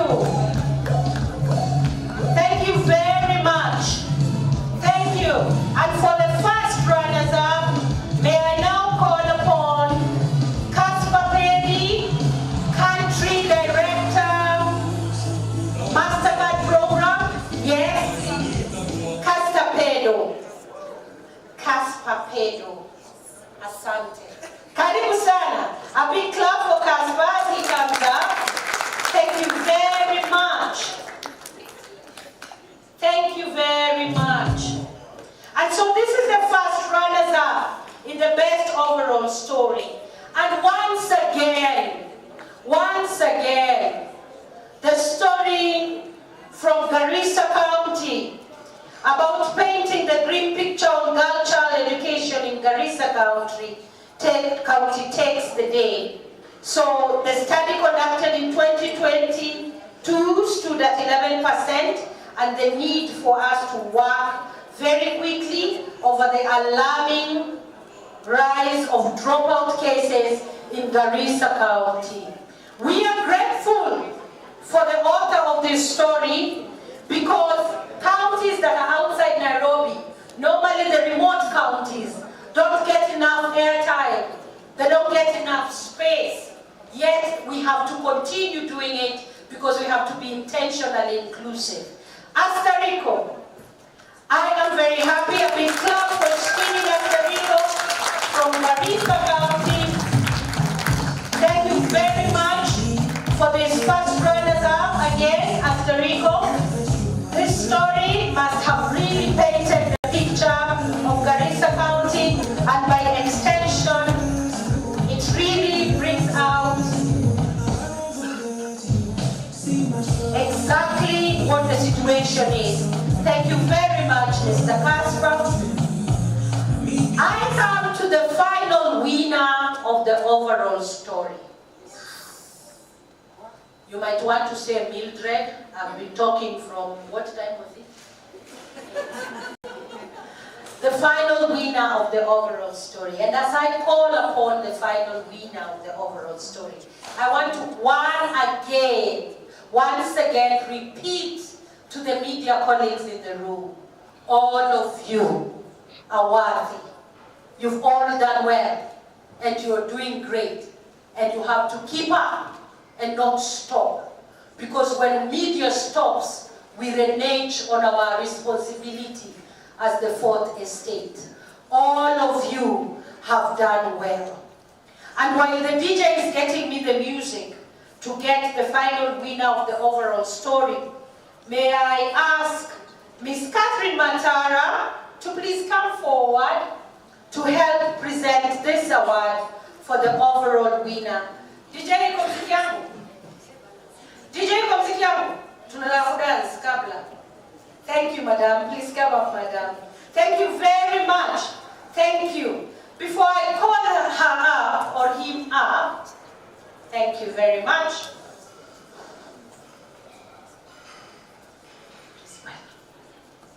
Thank you very much. This story highlights the rising cases of GBV in Kajiado County. The impact of the Tuseme clubs in schools have really curbed the issue. Female genital mutilation, teenage pregnancy, child marriage, which I refuse to call a marriage, I call it child rape. Through sensitivity, it can't be a marriage if you are marrying a child. Those who are married, you know what marriage is. So that is surely not a marriage. So, child rape and all the issues around it, and the sensitization of boys and girls, particularly in Pelewa Primary, that have helped a lot in the reduction of teenage pregnancy. This story connected the dots from the beginning to the end. This story brought out the reality of exactly what girls go through to be in this situation. And this story went ahead to advocate for change. Many times we say that in journalism, our role is to inform, educate, entertain. The journalists you see in this room have gone a step further to advocate. Now, only a journalist who's got his purpose right will know the power of advocacy in their work. So these are the journalists who are advocating. So please rise as I call upon the winner. Please stand up in respect for the winner. Thank you very much, people. You're doing great. DJ, what music are we putting across for me?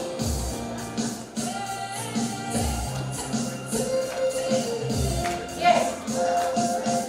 Okay, thank you very much as you dance. Please dance as you. Madam Teresa, could you just come here and lead us, please? Thank you, Madam Teresa. I am dancing not only for the winner, but for all the journalists in the room. I'm dancing for the work by the media. Thank you so much. And as she comes forward, may we put our hands together for Nancy Chepkoech.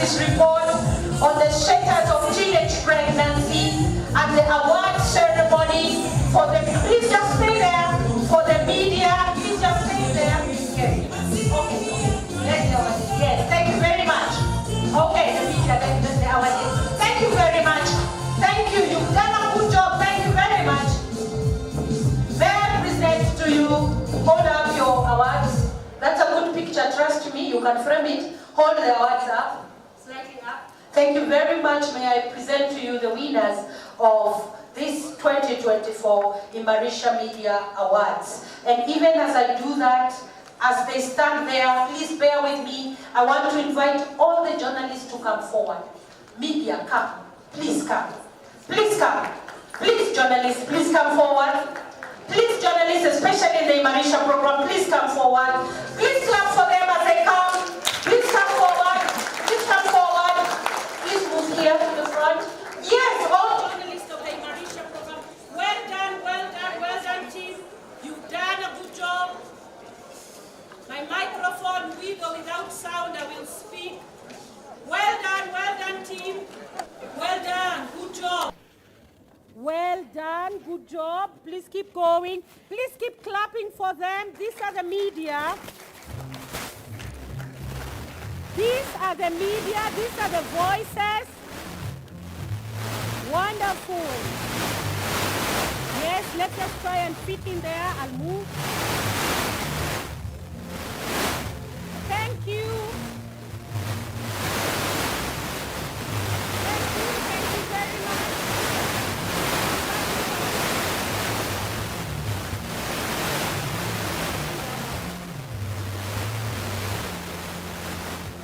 Yeah, that one is good.